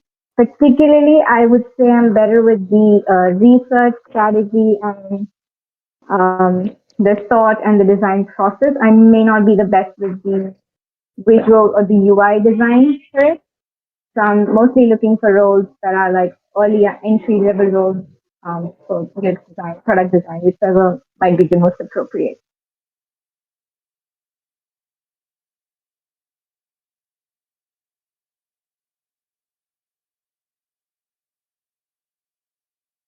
Very cool. Also very cool to see a Notion portfolio. We don't get many of them, but Notion is a perfectly applicable tool for a lot of these things. There are some consequences and sacrifices, of course, but with those sacrifices come the ability to hone in and really control the data. Cool to see. Yeah, just to be like a quick over context. This is actually the portfolio that was until now. I was using it for applications and everything, but I did not gain much traction in terms of getting interviews or anything. And then I reached out to for the designers who are senior positions, and they gave me the feedback that this portfolio or the outlook, the visual doesn't for for this industry right now or ready for the industry. And I used to think, yes, the visual design is important as well, but because the case study also matters, maybe the hiring managers will be looking at the actual thought process and everything as well. So it would still bring the value and traction for interviews, but that was not the case, and they suggested I should change the entire look for it. And now I've also been working on Framer to design the website now for the portfolio, but most of the content would remain the same, I would say, in terms of the case studies. Just the overall look for it would be a bit better, I guess. Totally understand what you're saying. One of the consequences of Notion is that it comes from us as a design industry. It comes with sometimes the perception that we should eat our own dog food, and that a Notion, if we are in the space of building products, building digital products, Notion may not be adequate for the roles that one is applying for. It sort of feels like if you're applying for product design roles, you should have your own product that's in the space on a professional platform of some kind. That can sometimes be the perception. That said, I don't typically mind Notion, provided the content and case studies are accurate. Mm-hmm. Tim, where are you wanting to start with this? I'm tempted to dive into a case study, but pull me back a little bit there. Hi. Okay, so I'll do some quick insights on the landing page, and Nate will tackle a case study for us. So I'll look. What I'm seeing here is that we landed your page. We have plenty of white space. Notion's very good at giving us the white and black, but I'm missing some key differentiators. Like right away, we have you introducing yourself a little bit, and then we have a curious designer exploring the widest solve problems holistically and create meaningful solutions. This does come across as pretty generic. I'd be looking for something more specific and a little bit more potent here that is directly addressing your who, your why, and your what. So talking about like what you do, who you're doing it for, and then also some of the why you're doing it. And that why can also be about impact. So, if you have some cool, meaningful wins here, I would try to kind of incorporate these up here. And you don't want it to feel too much like a philosophy statement. Like you don't want it to say something like design makes the world better, so I'm making the world better, or something that kind of comes across a little too cliche. But you do want it to speak a little bit to your motivation. And so you even have down here, like, I don't just design, I lead, communicate, and empathize. This has we're looking for something more specific, something where you can kind of maybe speak this without having to use these exact words. A lot of the writing does have a tendency to feel a little bit more written by AI, or at least augmented by AI. And if you can help remove some of that structuring, that'll probably improve people's experience reading this content. I'm not going to listen to it right now, but I think the touch of having an audio introduction here is a very, very nice touch. I'm a big fan of forcibly inserting human element into your portfolio. So people have to acknowledge that you're a real person who's not fake and that you have a real life and therefore you're valuable and you have emotions and that makes you cooler of a person. So I think it's a really good win. That's a great win. And maybe you say the most important words of all time inside this section. However, if I'm only spending 30 seconds on your resume, I'm not going to be able to get through this. So I would be looking for a short little summary or like a short little snippet that maybe includes like the best quote from here or something to augment this just so I feel compelled to want to listen to it, but I also am not going to miss something essential when I maybe don't have time to listen to it all the way. And then on your landing page, some things that'll make this a little more compelling. You have social proof down here. A TEDx talk is really cool, by the way. That's like super cool. That's not something to scoff at. And it's all the way at the bottom. It's at the bottom. Like you've got to use something to kind of make this a little bit more powerful, or kind of put this in a place that feels pretty cool. And that could be something about including up here, like if you wanted to maybe slightly update this to say like curious designer exploring the widest solving problems, you might say like, it's Notion, so they won't let you write anything, but you might say something like design speaker and builder, right? Something that kind of references this or kind of leads to this. And you might want to surface it just before the bottom as well. And the last thing I'm going to say before I hand it over, because this is just the quick insights. A lot of it does, like I said, feel very generic. It has that AI sort of written things. You're missing an opportunity here with like get ahead website redesign. That's good because it tells you it's for get ahead and it's a website and it's a redesign. But I would want to hear about your impact and the importance of this, the effect and outcome. Essentially saying like you did a website redesign, but your like maybe some of your lessons learned or like what the impact, you have an impact section here, right? And so incorporating this as part of the storytelling for your title here, that will make it more compelling to want to jump in here. It also helps you sell yourself because then these become different services that you provide to people. For example, if your website redesign leads to higher traffic, you might say like improving traffic for my clients. And then now I know that look is very good at getting more people to come to a website. That's one of her skills that she's very good at. And I will stop there. How do you feel about that so far? Is that work okay, or is that in the right direction for you? Helpful. That is really nice to hear. About the making the starting section more specific about who, why, and what. Can you tell me a little bit more about it? Because I was thinking when you're starting off as an entry-level position designer, I might be interested in a publishing industry or media industry, but I can't say that because I still don't have those experiences to back it up. And I still have to be open to different industries to be getting a place at the start. So just wondering how you'd like think about it, approach drafting that statement, I guess.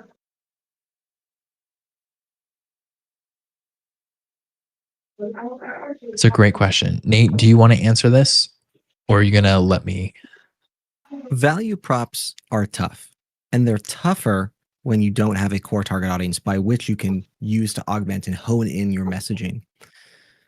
This is a sliding scale. So imagine on the left side, you've got generalized, and on the right side, you have specialized. The more specialized you can be, the more powerful and impactful your value prop is, but also the fewer jobs that you are marketing for. Marketing theory would heavily argue that you specialize and niche as much as possible, but your rhetoric is, well, how do I know how to niche and specialize when I'm just getting entered in the field? Like, who do I even know to target? And that's a valid quandary. Discovering and honing in on where one targets, this is a topic on which books are written, and many of the marketing books behind me cover. There's no quick answer to that. There is more to say there, but Tim, I think you might have, like you've talked about this before. Did you have a quicker response in regard to yes-anding any of that? Part of it is you need to. I mean, we just did that little diagram here, right? This is, of course, entirely legible, 100% understandable. There's no issues with this diagram, but essentially figuring out this intersection of who are the people that you like to work with, what can you help them with, and then do they have the ability to monetize that? Like, can you work with that? And so I'd say you should always target the people you want to work for inside of this thing, attaching them, because your portfolio does one job, and that job is to be you. It is to be a mini you, that when people go on the interweb, that I get to meet you online, and you don't get to be there, just your website is. So it has to be a version of you that does the work that you would do if I was in the room next to you and you wanted to make me believe you are the greatest designer of all time, because of course you are. Everyone here is the greatest designer of all time, for different reasons and different people. So you identifying and helping your audience identify you as the greatest designer of all time for them is essential and key for a portfolio to be successful. And I don't think it's wrong of you to say, I am a designer for XYZ audience, or for people exploring this kind of problem, or for people who want to create this type of impact, right? You're just outlining now your goals and what you want to look for. And if I'm a person who's hiring, I might say like, oh yeah, I do want to make the world a better place. That's a little generic. Probably don't say making the world a better place. It's a little too broad. Make it something more specific and personal that you might have a story about. For example, I will infer, because you're talking about tolerance in a new era, and it's I might infer that one thing important to you is acceptance and maybe human kindness, and you might include that. You might say like human kindness focused designer who is all about making the world inclusive for XYZ, right? And there's a lot of work to do with that. You can take that, but make sure you workshop it. Otherwise, I'll have to come find you, because that's not good enough yet.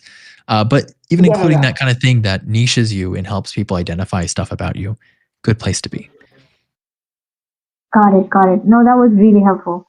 It at least gives me a clearer picture of how I should be thinking about it. And yes, I agree with a lot of the points you guys are making.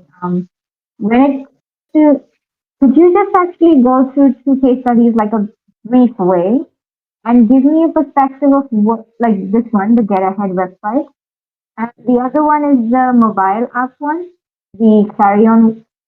If you could just give me in terms of structure, which one would, when it goes through the hiring managers when they're skimming through it, what really stands out to them? Or what would they take away from it? Because I've really been trying to understand what they have tiny bit of a difference in structure in terms of me highlighting what are the key points, the takeaways differently.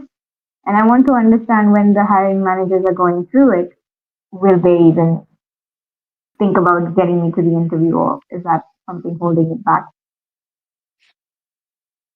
Yeah, I've been looking at this case study for a little bit. Let me tackle this one.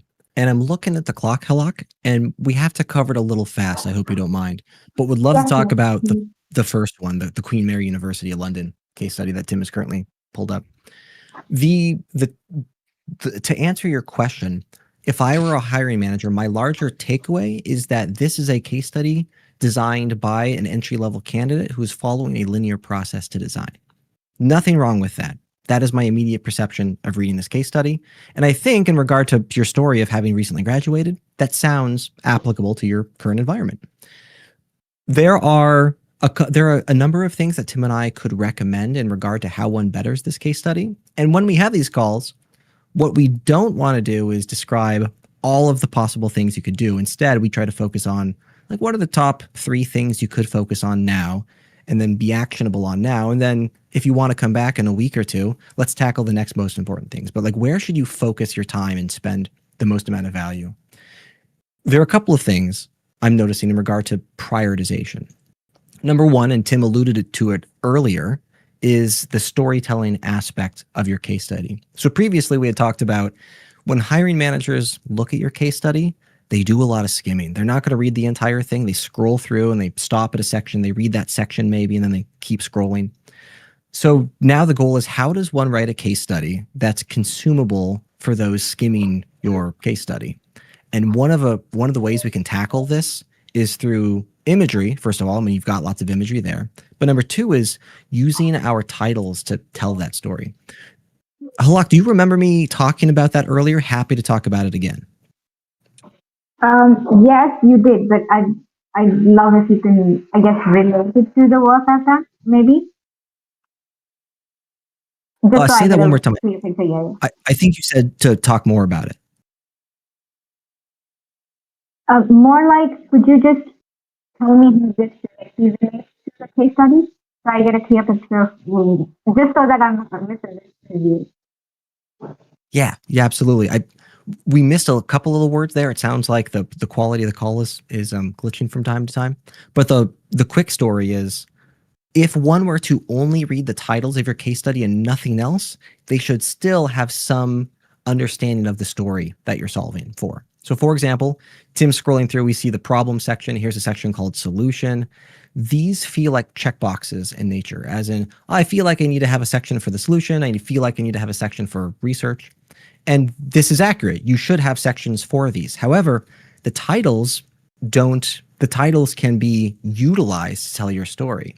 So for example, you use the word research. I haven't read that particular paragraph yet, but research, instead of saying research, you could say what's wrong with the process that's currently being utilized, or why students aren't learning through methods X, Y, and Z, or whatever the context of the case study is.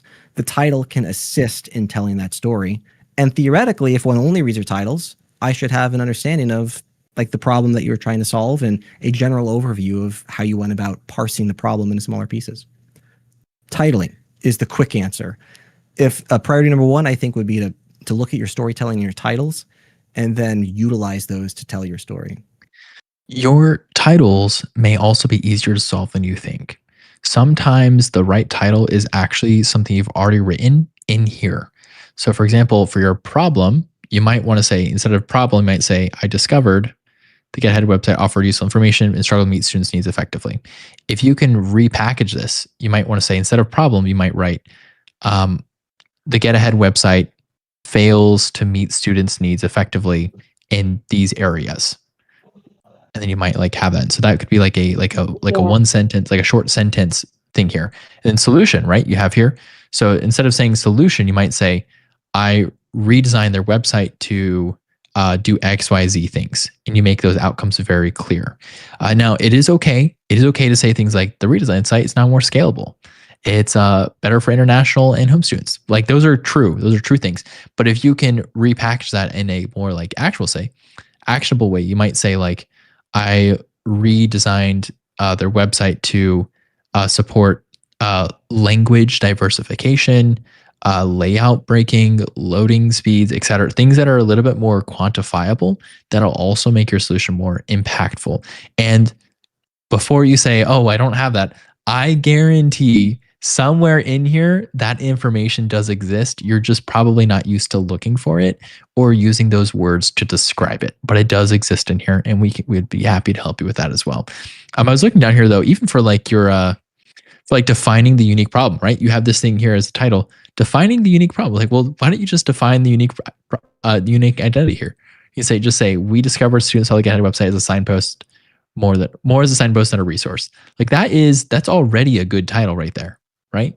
You could just use that instead of here. And then of course it gives you time to kind of rework your paragraph and kind of have a little more there. But that is my yes and to what Nate was talking about.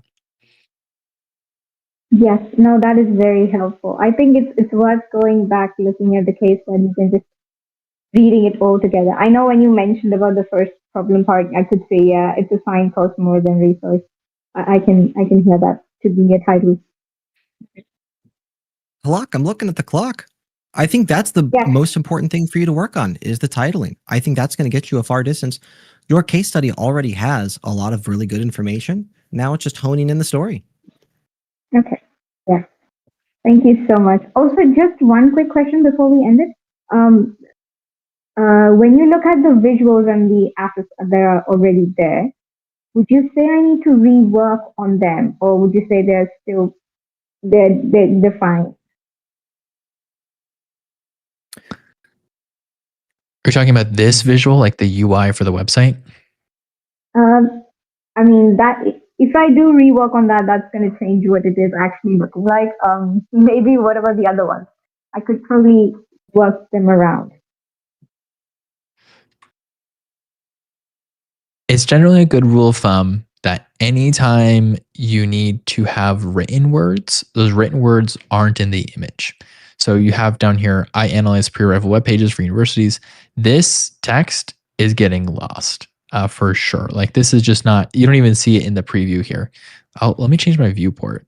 I'm just not seeing it, even though I'm changing the size of my screen. Yeah. So there are some examples where you're losing information there. Some of these images like this works out okay, right? It's kind of flowy. This works out really well as well. Just keep in mind though, that if you wanted to put anything high value, don't put it in an image because people won't find it probably.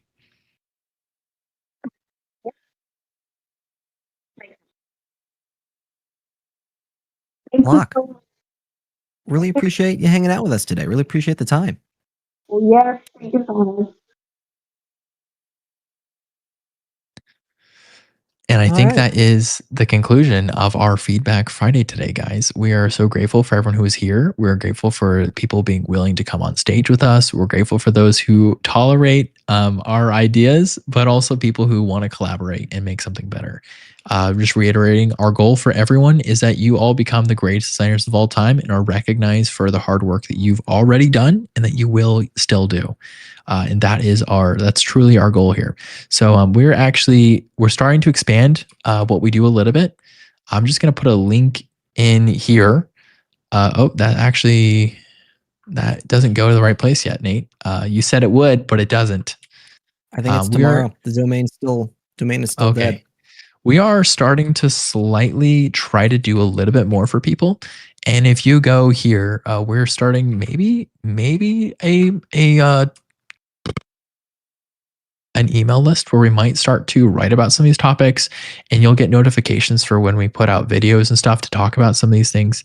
Not to say that we're going to be perfect at any of those things, but it is a start for us trying to do a little bit more for the community, even beyond what we already do. So, and let us know along the way what you need from us and how we can make things better, because we're doing it all for you guys. That's the goal. So